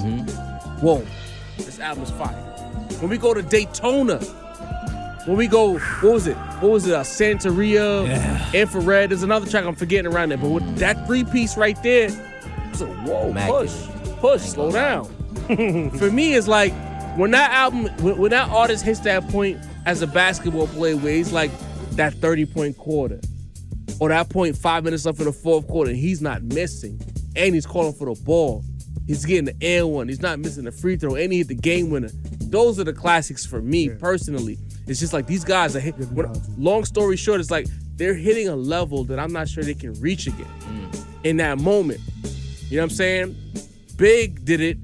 I think to me, Life After Death more so than They're Ready to Die, where it was like he just hit a level where it's like artistically, it's like, oh shit. It's that zone. Right. Like Jordan hitting the 6 threes and then like the shoulder shrug. Right. Like, I don't even know how I'm doing this, but I'm doing it. For me, it's like that feeling. We all love nice rappers, but it's like when they do shit that they can't, we know in that moment they can't do this again. Right. Jay ain't make a blueprint since Blueprint because he can't do that again. It was a moment in time.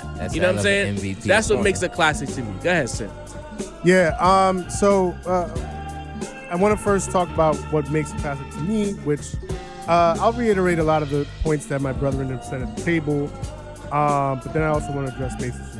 Whoa. So, but you know, like the stuff that everybody's already sort of covered, I'll just reiterate. Like lyrically, it's got to be strong. It doesn't have to be lyrical miracle. It doesn't have to be Eminem, Orange Door Hinge type of shit. You know what I mean? But it has to be lyrically strong, right? Production, obvious, right? It's got to be strong production. It's got to have cohesive production. Doesn't mean that all the beats got to sound the same or similar, but like, you know, beats that flow into each other, beats that work together somehow. Right? And the artists themselves will sometimes create the cohesion because you might have 2 beats that don't sound like, you know what I mean? Like Biggie on Life After Death, like a lot of those beats is like, yo, like production wise, like so many different vibes, but Big, you know, pulled them all together. So think about what Dre did with the G-Funk era. Them albums are classics. Right. I think it helps. It's not a necessity, but I think it helps for there to be a cohesive theme throughout the project. And obviously subject matter, you can't just be rhyming about one thing the whole album, or just be talking about how nice you are. I appreciate that 1 or 2 songs, but you got to talk about some other shit other than just like how nice you are as a rapper. You know what I mean? So there's that. And now the X factor to me though, and I don't think anybody has brought it up at the table. I feel like a classic, like a real bona fide classic, has to have some type of anthem. You know what I mean? Not necessarily a club song, not necessarily a radio song. I'm not saying it's got to be a song for the chicks or to party to, or it's got to even have like a lot of radio play. But like something that will make the listeners sing along and rap along to, right? Something like, you know, Cashew's Everything Around Me. Everybody can finish that hook. You know what I mean? I love it when you call me Big Papa. You know what I mean? Whose world is this? The world is yours. It's yours. It's mine. It's mine. It's mine. Everybody Flavor videos. I remember that video. You know what I mean? Later on, wait till I get my money right. You know what I mean? Like those are just like anthem. And even to Mase's point, like if you bring up Mad Villainy, you know you have these quotables like all caps. Make sure it's all caps when you say the man's name. You know what I mean? Like so shit like that. You know what I mean? Facts. Obviously I gotta give the shout to Kendrick. We gonna be all right. Yeah. Hey. Super anthemic. You know what I mean? So on that overrated album, but it's a classic, bro. It's a classic. It got the anthem, it got the production, it got the cohesiveness, it got the subject matter, it got the lyricism, production, it got everything. It has every ingredient for a classic. So that to me is like the X factor for a classic that just puts it over the edge. Like, does it have at least one of those anthems that like when you hear it come on, you're like you can't help but like sing along and finish the lyric, right? Now, onto what Mase was saying. I kind of understand your point in terms of like each generation will sort of look back on a certain window of years and look at it as their golden era. We just had Poison on last episode, and we asked her like what her golden era is, and she said, you know, somewhere around that 2002, 2003 era where 50 Cent came out, and Get Rich or Die Trying, that was her golden era, and that's cool. Everybody has their own personal golden era, but if that's gonna be the case, right, then we have to go to the videotape. We have to go to the resume. We have to go back to the resume, and let me pull the resume back up. My golden era. Back in my day. Damn it. iPhone beating his ass. There we go. My golden era had Nas with 2 classics, Big with 2 classics, Wu-Tang with 5 classics, Mobb Deep with 2 classics, Dre with 2 classics. Like, there has to be an element of checking the resume involved in these conversations. You can't just be like, oh, I feel like my golden era is a classic with no resume to pull from. You know what I mean? The resume is what it is. And to the blog era, I feel like the blog era put an emphasis on like singles and the industry mechanisms. Put out a single, put out a strong follow-up single. Maybe you get a street record that's not a video, but it's on a radio. You know what I mean? And they leaned into that. Like for me, like during that era, 06, 07, like let's say 05 to like 08, for me, the best album that came out during that time, and I think is a classic, is the joint from T.I., Urban Legend. Like I think Urban Legend doesn't get talked about enough because people didn't start talking about T.I. until after Urban Legend, where it was like, I think was Around the King era. Yeah. King, what you know about that? T.I. versus Tip and all of that. Yeah. But Urban Legend is his magnum opus. If for y'all who haven't heard that album, go on your DSPs, download Urban Legend, and you'll realize T.I.'s fucking nice. That album, to me, is a classic, and it showed dexterity lyrically and creatively. And it's like, the blog era was just kind of, I won't call it clout, but it was like, can you make a record that sticks? And the blogs leaned into niggas who had records that stuck. And that's why a guy like Wale didn't last, because he never had that. Wale never had that one record that stuck. Right. Wale had the swag, he had the fashion sense, he had the general appeal. But where the songs at?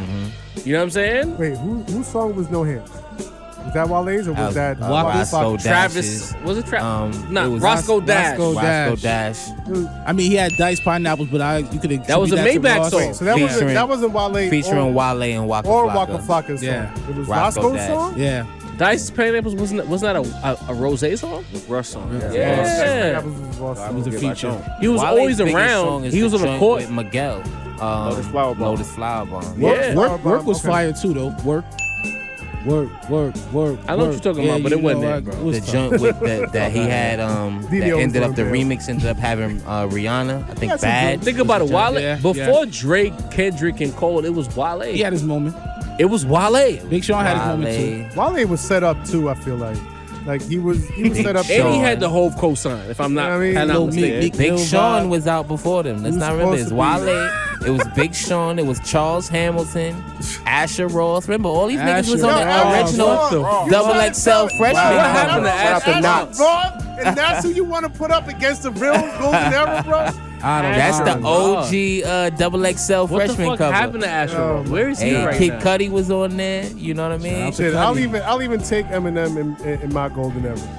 99. You gotta, 98, 99. Yeah. Infinite came out 96. 96, So, yeah. we gotta move on though. So I got a question for you guys. We see all these lists coming out. The most recent list is the Billboard list. I don't want to spend too much time on it. So you know what? I'm gonna put our guest on the spot right here. He's gonna speak for this whole segment. Eeze, What up? with all these lists coming out, do you think that these lists are doing more harm than good to the culture? To the culture, I would say it's good for the culture. I'm gonna tell you why. Okay. It gives an opportunity for cats like myself or the Rap Roundtable. These are teaching moments. Yeah. Because you can tell who listens to the music, who cops the albums, who's really engulfed in the culture. Like my man JB always says, what they give us is a combination of what we like and what they want to push. You get what I'm saying? So that's how you'll get Kendrick at number 2. Not to say he shouldn't be in the top 10. I don't think he should be. Shouldn't be. He shouldn't be, but He shouldn't. I respect Kendrick. I don't think he should be there yet, but that's what they're pushing at the moment. You get what I'm saying? Like, and Top 10's not egregious. Yo, I was looking at Top this 10 is not crazy. Top 10, Top I 10 is said not Top crazy. 2 is. And top 2 is super egregious. Top But 10 is not crazy. 10 is not. I don't think it's egregious. I said it a while ago on one of our lives. That's or one of our controversial? Zooms. Top 10 for Kendrick? After the last album dropped, I was like, it's time to start talking about Kendrick in those top 10 conversations. Absolutely. So I don't think that's egregious. But second, top 2, out of here. Fuck that. But I just think it's great for all of us, right? Like even it helps us with even like retention, right? Like sometimes we forget about things that happened in the past or in our culture, and when they go about lists like this, blatantly disrespecting, now you have to do your own research, stay on your toes, because platforms like mine, yours, according to hip hop, we respect the culture, we love it, you know what I mean? Right. So whatever they're doing, we need to do the total opposite. So whenever they're dropping the ball, you know what I'm saying, it creates content, and now each one teach one. Those who really into the game, come on back home, you got the knowledge. Man. You spitting right now. So I'm on it. I feel that 100%. You know what? We talked about it when we talked about the Billboard list last episode. I just think that everything is a click now. And sometimes when you weaponize that click and you don't understand the damage that click is doing, it fucks up what's going on in the space. Because for all of us who've lived through a lot of great shit, there's some 16-year-old cat that's looking at Billboard and is trusting what Billboard has to say and believes that Billboard has it right because they're a publication, they're a platform that's reputable. And I think from that perspective, they're doing damage, because Kendrick is not the number 2 greatest rapper of all time. Like, no disrespect, Kendrick is great. He's great. But number 2? No fucking way. And what's the criteria though? Anyone knows? They never put it out there. Nothing. That's Just how they feel. That's that we have to put a contemporary guy up there type of thing. You know what I mean? Shaq on the 50 greatest. You know what I mean? Anthony Davis on the 75 greatest. You know what I mean? That's that we got to put somebody that's actively competing that represents what's going on right Kinda now. whack, though. In the top part of the list, of course. But That's when business gets in the way of culture. right. And it's like, we know, well, this is our shit. We know better. But homie in the office has a job to do. He's not thinking about knowing better. He's making sure his boss is happy with what the fuck they put out. Some discord, some dissension. Right. And they look at getting it a like, click. what do you have to be excited to listen to now? That's the way they look at it. Bro, they You know got what I mean? Wayne, Drake, and Nicki all in the top 10. So you saying Young Money's the greatest crew of all time? Gotta be if that's Maybe they are, but by putting them all 3 in the top 10, that's a statement. Yeah. You know what I mean? Yeah, it is. trying to appeal to the younger With crowd, no I guess. with names that were missing off the list, it's definitely a statement. Prodigy. Big Come boy. on, bro. Was Cool G on the list? You got That's crazy. your man 3 Stacks in the top 20, but no Big Boy. Out of line. Back in the 90s, there was no clear divide between 3 Stacks and Big Boy. That conversation wasn't being had. That I'll agree with. It was. I think it wasn't until like The International 98, Players 2000. Club verse. No, I think by Stankonia, I think this started being. Okay. You know, an East Coast version that I felt like that has happened to? Ghostface and Raekwon. I think like in 2023, Ghostface is looked at as so much of a way better MC. And that might be the discography. Ghostface, flawless discography. But when I was a kid, Ray was better than It was Ghost. right That there. That was That's in the what I'm saying. conversation. So I feel like that's the East Coast version of what You think you're around speaking Shayla about. Ghost, that's when it said, give me that? When you make a popular song and you get some celebrity, the narrative changes around you. As long as I you- mean, mean, I'm saying? the ability to craft classics or even like a great body of work front to back as albums, that goes a long way. For You know sure. what I mean? For sure. And so, you know, Raekwon between only built for Cuban Links 1 and 2, which About was 14 years. 95 to 2009, 14 years. It wasn't an awful lot going on for that man in between. So, That's fair. you know what I mean? That's fair. That's valid. We got to move on, though. Benny the Butcher and Hit Boy announced that, you know, there's a new project. Everybody can't go. I was hoping it would be Burden of Proof 2. I'm a little concerned that it's not Burden of Proof 2. What are the sonics going to sound like? Shocked even. Right. So my question for the table would be, how excited are we for the next chapter of the Benny the Butcher and Hit Boy story? Ease, talk to me. Scale to 1 to 5, probably, I don't know, 2.53. Kind of low. For this That reason, feels low. I want the Benny Def Jam album. Shit. That's what I want. Yo, you're welcome to come back here whenever you feel like it. Whatever you feel like. That's We what I'm talked looking about this forward shit. to, man. You know what I mean? Like, Like, That now, shit if is Hit Boy has maybe becoming 2 or 3 detox. beats on there, I'm cool with that. Because I just think that he's doing himself a disservice once again, putting the pressure on himself. Like, what if this album comes out and there's some heat, right? Now you have to live up to those expectations on the other side. yeah. What's happening? You said you was gonna have the hottest album on Def Jam since It's Dark and Hell is Hot. Where's He that? did say That's that. what he said. said it. Bro. I almost forgot he said Heavy. that. He 'Cause said that's that. so long He ago. said- I did And forget. where's the album? I want the album. That's it. That's crazy. He said that. I think he put too much pressure on himself. That's and now, crazy, bro. you know, he's taking a detour. Not to say he can't live up to his expectations, but I'm not really looking forward to this. I want that Def Jam album. That's what I want. shout out to Ease, bro. You delivered tonight. You Facts. really delivered tonight, bro. Facts. Go ahead, Sin. Yeah, I'll say I'm excited for it. Maybe a little higher than Ease, maybe 3.5 out of 5. As a fan of Griselda, as a person who's been a fan of Griselda for the last several years, I want to see what Griselda's up to. They've been kind of quiet recently. Conway was supposed to drop a single with 38 Special and Stove Got Cooks. And I think somebody else, I forgot who the fourth person was, if there was a fourth person. son. But he was supposed to drop that like a week or two ago. That shit never came out. You know what I mean? But West Side Gun's last project was cool, but like, I want to hear what Griselda. I've already gotten accustomed to Griselda, somebody from Griselda, dropping something on a regular basis, and I feel like it's been eons since I've heard from them, just because of like what they've gotten us accustomed to.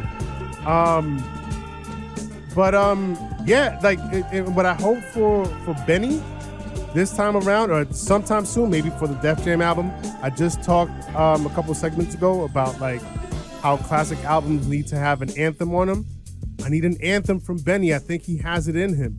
You know what I mean? If anybody from that camp, from that clique, from that collective has it in him, I think Benny can drop an anthem. Not necessarily a radio hit or a club hit, but something that's anthemic, something that, you know, get the crowd going. You know what I mean? Like, I need that from Benny. Benny, give us something, man.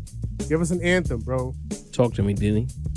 If he's going in a whole new direction from the Burden of Proof, maybe this is something that he feel he need to do. You know what I'm saying? The album's called Everybody Can't Go. I think that's a statement in and of itself. He might be in a different bag. I don't know what's going on over there at Griselda. He's been kind of like straying away doing his own thing, but I'm looking forward to this, man. Like, Hit Boy just has something about Hit Boy has just been bringing out the best out of everybody he's been rocking with, bro. Like going off of what he did with Nas, the last few runs. He got a joint with an R&B joint coming out with Music Soul Child. Come on, the music is official. Yeah, He just dropped that joint with Offset not too long ago. That was fire. Sir. So I'm really looking forward to it. I really hope Benny gets into a different bag. We know what Benny can do. Like, I feel like we all have high hopes for Benny. We know he got it in him. It just seems like something's just stopping him from just taking that next step. Hopefully Hit Boy can get him there. Talk to me, Mase. I'm gonna say this. I wouldn't be the one of our esteemed panel that was the most excited about this album. But it's very telling. We don't seem very excited, guys. Deanie seemed like he was faking it. I'm not gonna lie. Oh my God.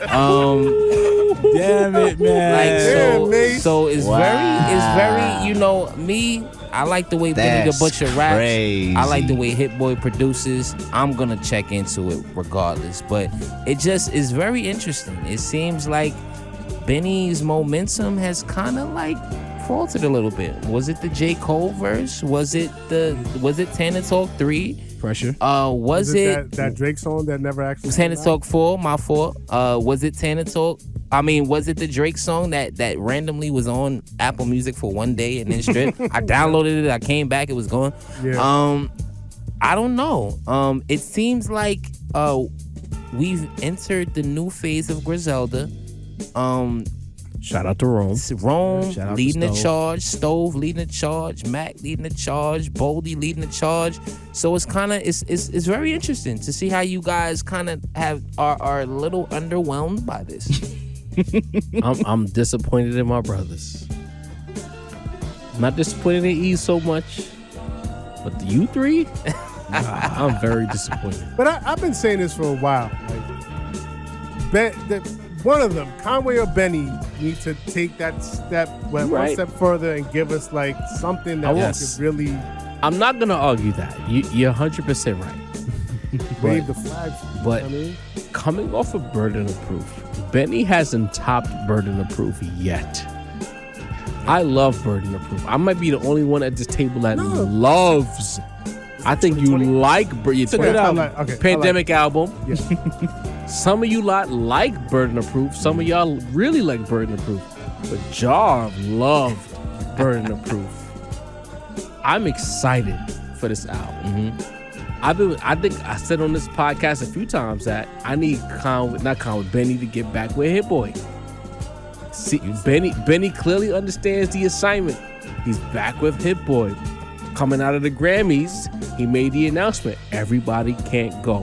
For me, that tells me that he's turned the corner in his career. Certain people who was BSF or BSF affiliated or Griselda affiliated or just from Buffalo, these guys can't come with me. He's had some changes in his life. For you to name the album, because he could have just called it Burden of Proof too. Right. For you to name it Everybody Can't Go, you've come to that realization that I'm in a space in my life where Walter can't go, Eeze can't go, Sin can't go, Mase can't go, maybe Deanie can go, but the rest of y'all can't go because I'm trying to elevate my position in this space. He's matured as a man. And then you add Hit Boy's production to that realization. I am fully. You know what? I'm taking a quote from Judas. I'm buying all the stock, and Everybody Can't Go. This album is gonna be a fucking flawless victory. I'm calling it right now. I hope so. Flawless victory. We all want Benny to do it, bro. That's the enthusiasm I hope to hear from the rest of the team. It's good to hear from somebody. You niggas tap dancing. Damn it, Mase. Wow. I'm just saying, man. It seemed pretty like lackluster. Lackluster. I got the pretty lukewarm. Was cool. The BSF projects are cool. But it's Benny and Hit Boy. Burden of Proof is fire. Burden of Proof is fire. Burden of Proof went crazy. Listen, y'all want to tap dance, not Eeze, but the three of y'all. Y'all want to tap dance. Jarvis not tap dancing. I'm pushing all my chips to the table. Okay. I'm trusting Hit Boy's in rare form right now. Hit Boy's giving you 40. Remember Cole dropped like 40, 12 straight games? Yeah. That's Hit Boy right now. Hit Boy this album is going to be the 11th out of 12 straight games. The Nas album is a 12 straight game where he's giving you 40. easy money. Everybody can't go. Jarvis calling it classic. What features do you think are gonna be on? Griselda. Just Griselda? No Rome. You don't think no so? Stove. You're gonna get Benny Conway and BSF on this album. And a rapper that's not Griselda. He might finally get the Hover. Hit Boy gonna throw somebody on there. I'm saying. I think I'd like to hear Rick Ross on it.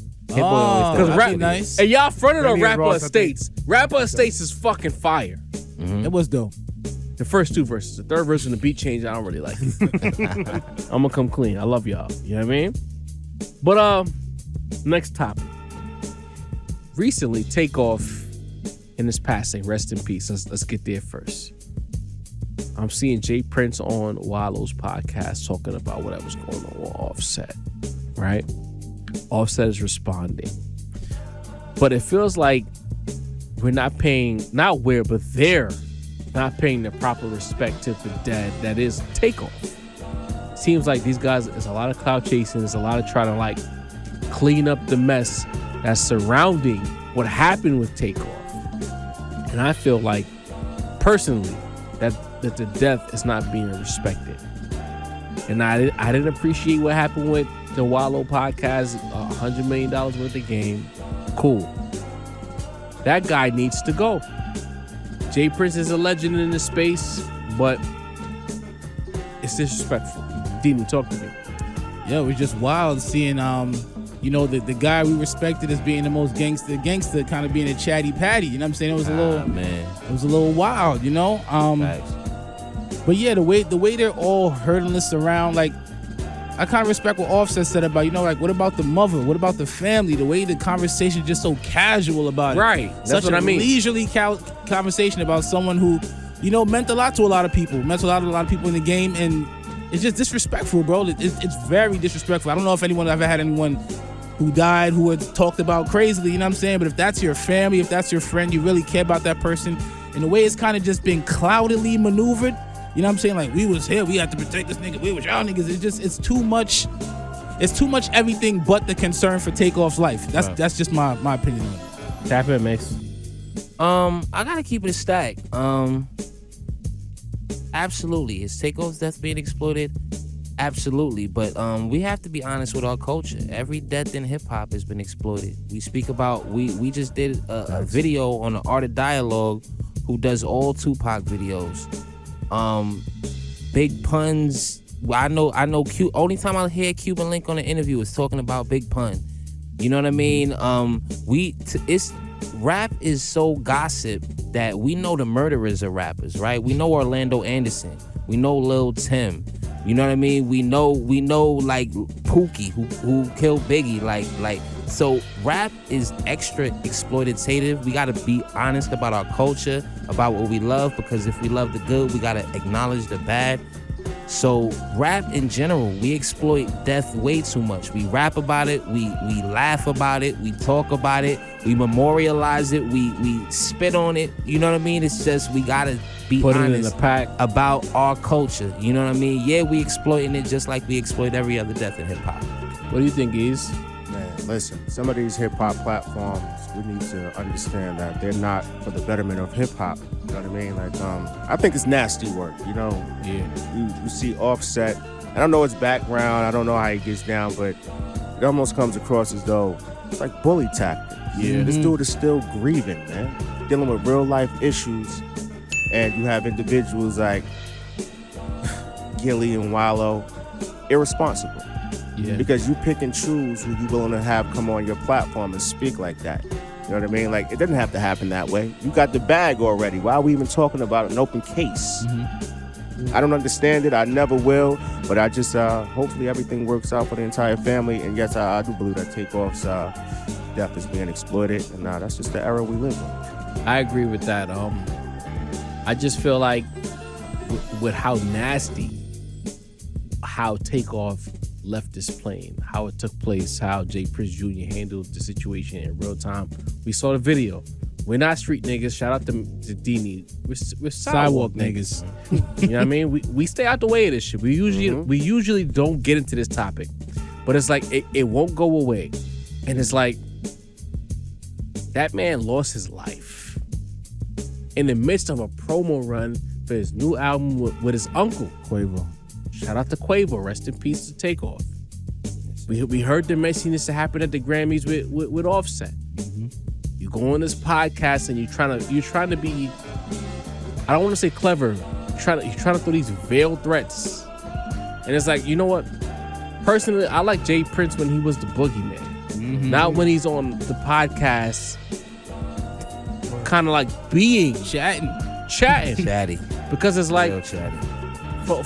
for everyone like us who watches that podcast, there's a federal agent, there's a police officer who's watching this podcast, and you're throwing these threats around.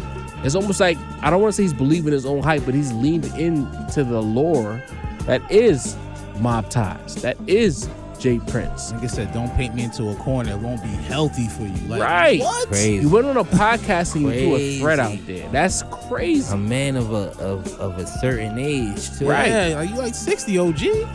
And it's like, we respect what you've accomplished, Jay Prince. But it's like, as fans, as pedestrians, as sidewalk niggas, let Takeoff rest in peace. Leave this alone. I agree. Unless Migos or QC or whoever is throwing a diss record out there and saying some shit about what's going on in Houston, mob ties, leave it alone. Let that young man rest, because of all the people who passed away in the Migos, everyone's general consensus is Takeoff was a good guy. Facts. He wasn't in the mix. He wasn't with none of that kind of extra shit. He literally caught a stray. The bullet wasn't for him. He caught a stray. Let that young man rest. Let this story go away. Let the internet and find some other shit to talk about. Because this is disgusting. And as you as an OG, you gotta look around and be like, it's hurt feelings on the other side. These guys are in pain. Fuck all the street shit for a second. Just be like, you know what? They're in pain. They're in their feelings. Let them have their moment, and let's get back to business. Yeah. That's how I look at that, because it's nasty, bro. I can't believe. A lot of dudes don't know how to turn the streets around. Right. You going up, and mind you, Gilly and Wallow just got that Barstool deal. They got they're a sanctioned podcast. They're not underground anymore. Right. There's white people watching. I'm sorry, Walter. There's white people watching this show, and they hearing this type of shit, and they know what it sounds like. It ain't like it's not white gangsters out here. They know what a threat sounds like. And for you to do that, you're making this messy. It wouldn't surprise me if some shit hits the fan later down the road and niggas pulled in for questioning. Look how they got YSL. What if the feds get involved? Let this story go away. That's how I feel. But Mase, a couple episodes ago, Yes, sir. you debuted your segment. Yes, sir. You know, no longer the young rap segment, but you're talking about the industry. Yes, The sir. voice, no longer of the young people, but the voice of the industry. Mase, what you got for us this week? Like Tamara Mowry, I graduated, guys. Talk about it. So I want to say, like, I told you I was going to speak about something specific this week, but I gave him a swerve. I did, you know what I mean? Because sometimes something just I see it and I get so passionate about it. I'm like, nah, I got to speak about this. So we going to get to what we said last week, but honestly, this week, guys, what I want to actually focus on, and we've spoken about it before, but I kind of want to break it down even further. The problem, in my opinion, I'll say, the problem with everyone selling their masters, right? Because even more so than we spoke about it before, guys, it's even becoming more apparent, right? So recently, QC record label, Migos, Lil Baby, City Girls, huge record label. Everybody who's anybody. Everybody who's anybody in the South right now. Managed Cardi. They sold their catalog for $300 million. To Scooter Braun of Justin Bieber fame. Hive. Then you know the vibe. South Korean company. They manage BTS. The huge K-pop group. Big shit. If y'all are familiar, y'all could probably Google that while we talking. So, another big story: Michael Jackson's estate is in talks. They're about to sell his catalog for $900 million.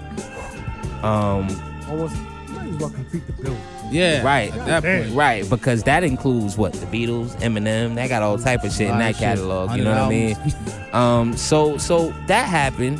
And Dr. Dre, we know, had recently sold his catalog for about $200 million to UMG, right? So to bring it back to Scooter Braun, Justin Bieber's manager, right? Justin Bieber, you recently sold his catalog for $200 million to 10 Cent Holdings, right? You mentioned the other company, Hive. 10 Cent Holdings bought Justin Bieber's record label.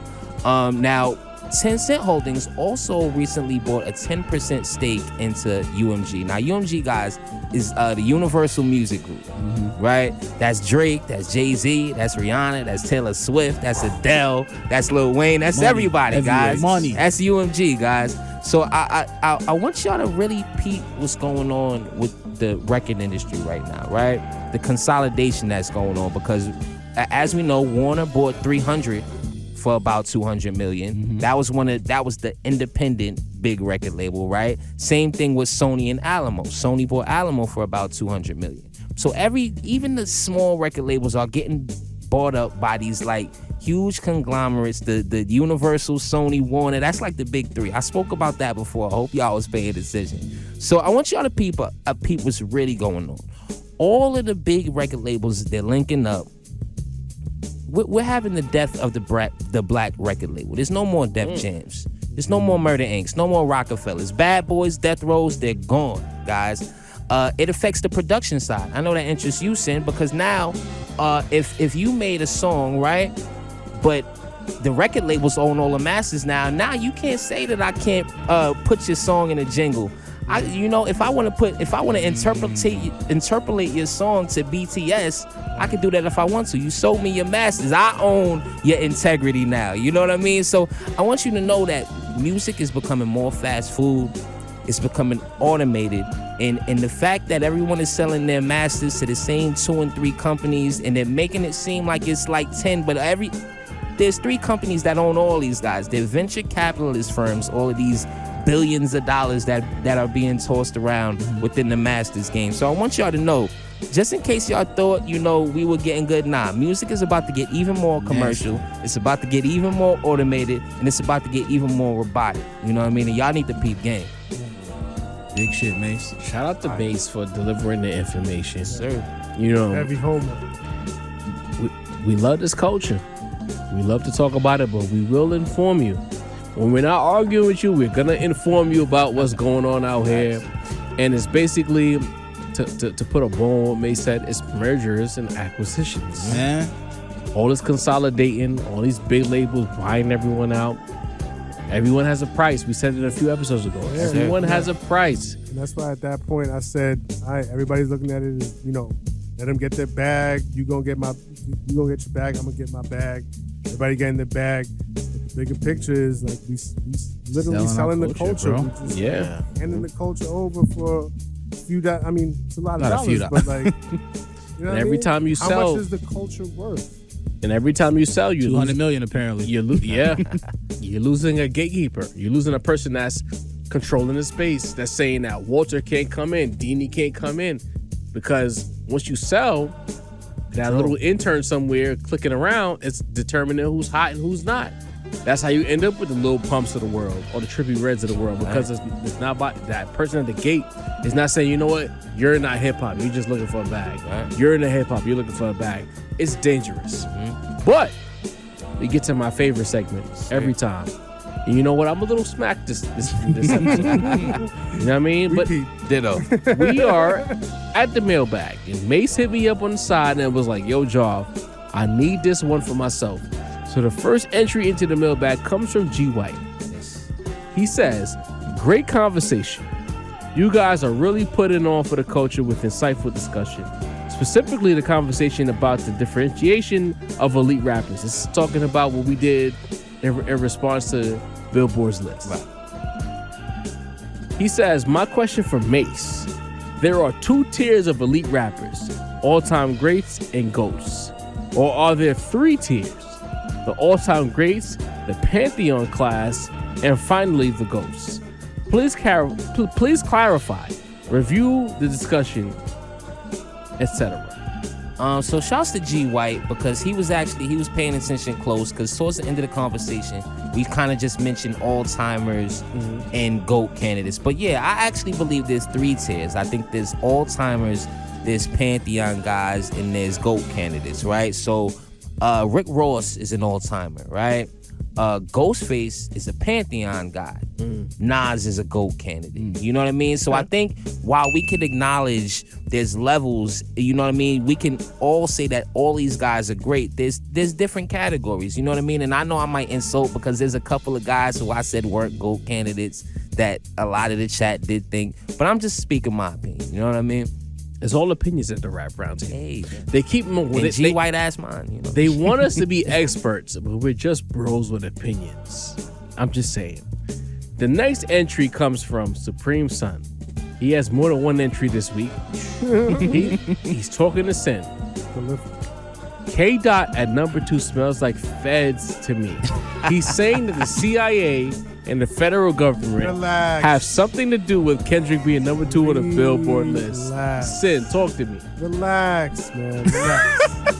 Relax? That's all you got? Listen, like I said, it is my personal opinion that we should start considering Kendrick in GOAT conversations in top 10. If you feel a little iffy about top 10, if it makes you feel a little uncomfortable, we can stretch a top 15, top 20, but we gotta be able to start talking about Kendrick in those types of conversations, some type of top something conversation, right?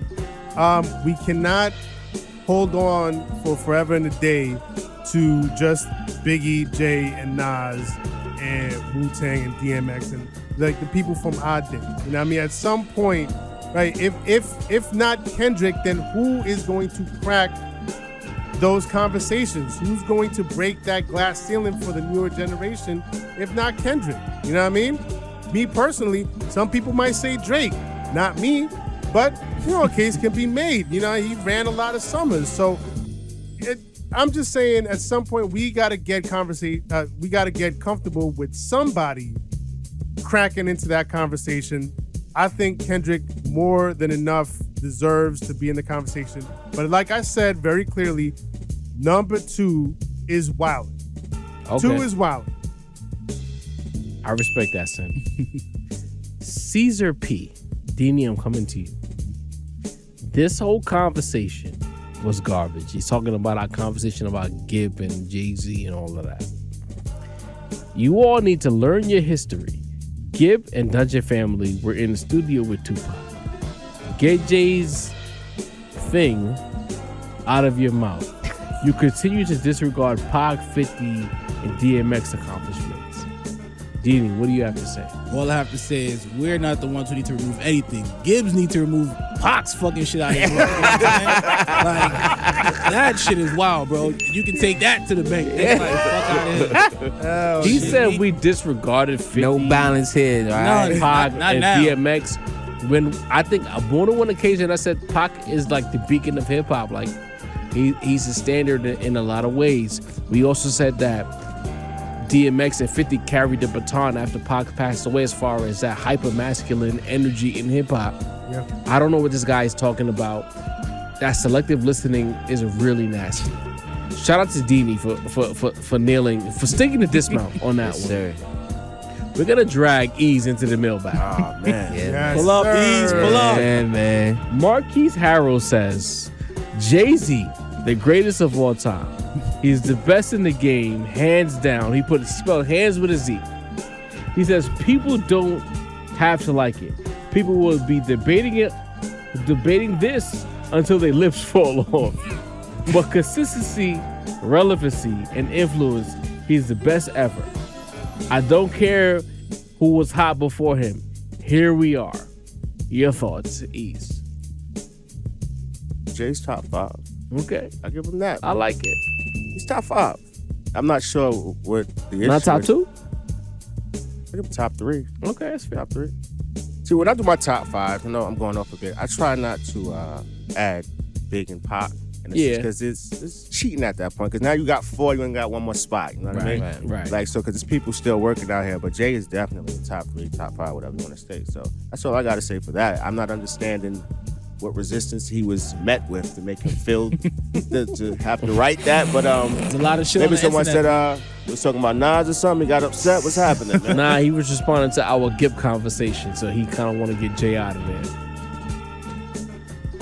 Also, I just want to add real quick a little bit about the diversion, but it just popped in my head.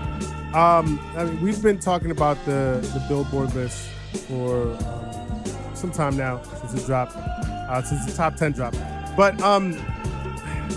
people might be mad about Nas being number 3 behind Kendrick, behind Jay-Z, but historically, the numbers, the rankings that they have given Nas in the past from these types of publications has been egregiously low.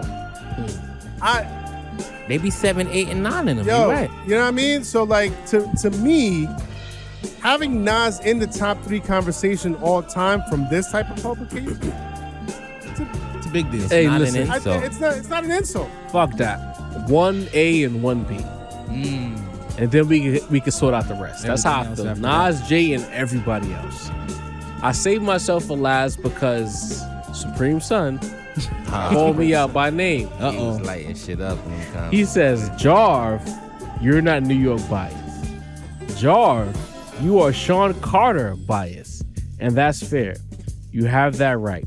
Stop hating on Big Gip for being Tupac biased. Be objective like Mase was on his initial talking points. He was the only one initially. Thank the man for giving you material to talk about and eat off of. Mace got a lot of love with this. So, He's cooked. shout out to Mase first and Yes, foremost. First of all, Supreme Son. Get off Pac dick. Get off Gibbs dick. I want to start there. Secondly, Mase didn't say anything that we didn't say. The difference is Mase chose a unique space by way of the LeBron conversation to make his point. But the point of the matter is, Mase said what we said. Jay was very consistent. His consistency is why he's in these conversations, right? Jarv is not biased. You're not breaking new ground by saying that I'm a Hov stan. I literally say it every episode. I am the Jay-Z stan at the Rap Roundtable. Supreme Son, honestly, you could get the fuck out of here because you only pull up to say some negative shit in the comments when it comes to Jay-Z. You don't ever say, you know what, Rap Roundtable, you niggas are fire. Yeah, shout out to the KD3 review. Shout out to what y'all niggas is talking about when it comes to Nas. Yeah, you never have anything good to say, Supreme Son. So honestly, you could get the entire fuck out of here. And that's how I feel because I don't understand why we can't talk about Jay-Z positively. For some reason, the internet has decided that you can't say anything good about Jay-Z. And if you do say anything good about Jay-Z, you want to go to the brunch. Yes, I want to go to the brunch. Who wouldn't want to go to the brunch? You want to take a South Pole sweats to the brunch, Supreme Son? Because I want to go to the brunch. Been brainwashed by the Illuminati, bro. I'm pretty sure that if they invited Eeze to the brunch, he'd go. He might not be a Jay-Z fan, but he would go because it's the fucking Rock Nation brunch. You know how much niggas is going to be at the Rock Nation brunch? Walter will go to the Rock Nation brunch. Dini will go to the Rap Roundtable hat on and all. Come on now. Mase. I'm saying? I go there with my Nas shirt on. Come on. But you go. But I would go. That's the point. Absolutely. I So it's wear like Tupac shirt like Blue Ivy. this whole idea that we can't defend Jay-Z when y'all get crazy and you say weird shit, I'm over it. In fact, in 2023, I'm no longer defending Jay-Z in any comment section. Y'all know what he did. Y'all were there. It's fucking corny to say anything negative about a nigga who did it already. He averaged 30, he won chips, he dropped classics, whatever you want to call it, he did it. It's exhausting to see you niggas try to pretend some shit happened that didn't happen the way y'all say it happened. We saw it in real time. Big Gip is a hater. He mentioned another man's wife. And when Hov mentioned Carmen, y'all got him out of there. But for some reason, you're not getting Gip out of there for mentioning Beyonce. That's very true. That's fucking weird. So, with that said, I don't usually have a lawn, but you can get off my lawn. Because Supreme Son, fuck out of here. Job got a Lord. You know what I'm saying? I'm a little drunk. I'm super drunk, actually. know what I'm saying? But we are uptown. We're having a blast. We got Eeze to leave Far Rockaway. You know what I'm saying? He pulled up on a rap roundtable. He pulled up on Consider Rap Snob. But in the midst of pulling up on Consider Rap Snob, there were some weirdos with a Supreme Sun t-shirt on, stomping on the tulips, some vagrants, stomping on the roses, stomping on the sunflowers, and we need them too. Get off my lawn. Get the fuck off the lawn. There's an entity that needs to get off my lawn. It's not a person. It's not even necessarily a group of people. It's a platform. It's a very large platform. And there's one person that's in charge of the platform that really needs to get the fuck out of here and get the fuck off my lawn as well. So maybe this one person needs to get the fuck off my lawn because I feel like he's behind it. Elon Musk and Twitter as a whole, not the people on Twitter, not Black Twitter, not hip hop Twitter, not journalist Twitter, not any subgroup of Twitter, but the entire platform of Twitter right now needs to get off my lawn. And the reason is because I was perusing Twitter the other night, as I often do, right? And I came across a tweet by a person, and I don't even think I follow this person. I just happened to come across it. The algorithm put it in front of me. And they're an Eminem fan, right? And so they were, I don't know, tweeting something about, loving something that Eminem did, blah, blah, blah. Eminem is the greatest. Hashtag Eminem, right? So they hashtagged it with Eminem. But what I noticed was the Eminem hashtag. You know how sometimes hashtags have like a graphic next to it? Emoji Twitter, type shit. Yeah, like hashtag Super Bowl, it'll have like this little Super Bowl graphic. Hashtag NBA Finals, it'll have the little trophy NBA Finals graphic. Right. The Eminem hashtag has a little goat graphic next to it. Nah. Free smoke. It's an official Twitter-sanctioned Eminem hashtag with a little goat next to it. And so I start thinking, and I'm like, wow. Oh, maybe Twitter is just celebrating crazy. The goats of hip. It's the 50th anniversary of hip hop. Maybe they're celebrating the goats of hip hop. I searched hashtag Jay-Z, no graphic. Searched hashtag Nas, hashtag Kanye West, hashtag Kendrick, hashtag Drake, hashtag Tupac, hashtag Biggie. Damn. Not a single. This man searched Drake. Not a single graphic. Even Drake, bro. I'm saying somebody besides this Eminem. Insane. So nobody else had this GOAT graphic next to their hashtag. Only Eminem, right?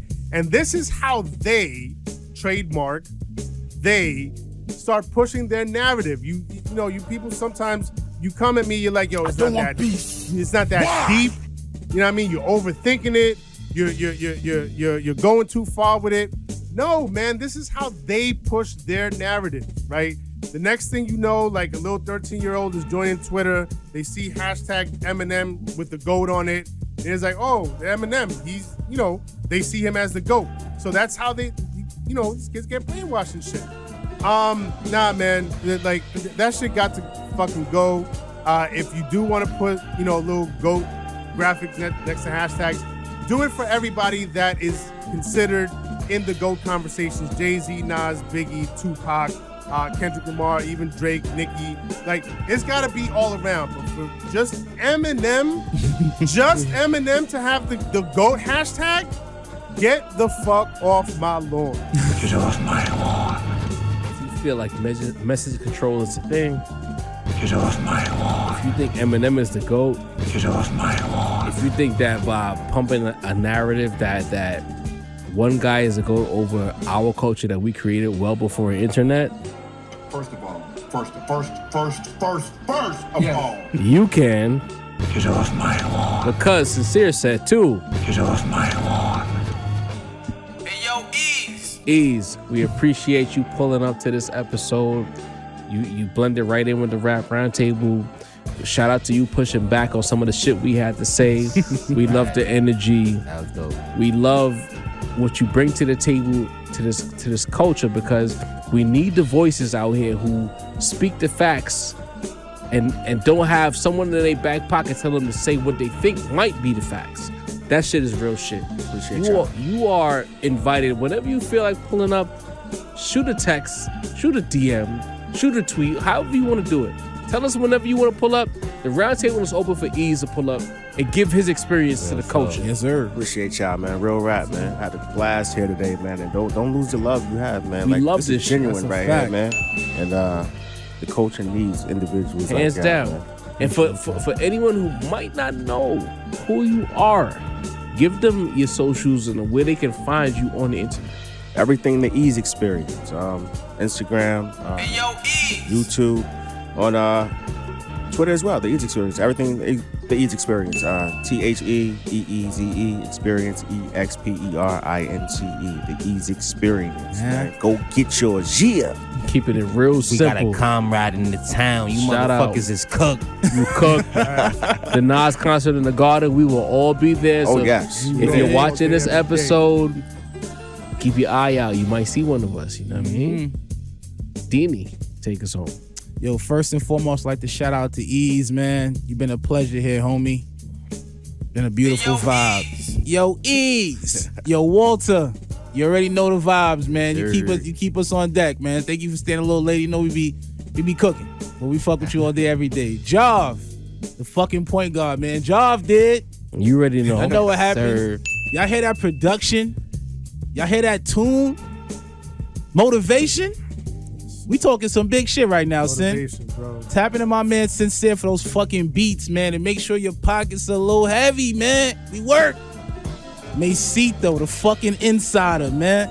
No longer the voice. Masito, the insider. The Wojit is rap shit. Bringing us the real in-depth shit about how this industry works, man. How they maneuver shit about the culture, man. Real shit happens at the Roundtable. I am Deanie, the balance of the force, and with our powers combined, we the fucking rap Roundtable. Y'all know what the fuck it is. We out. Yes, sir.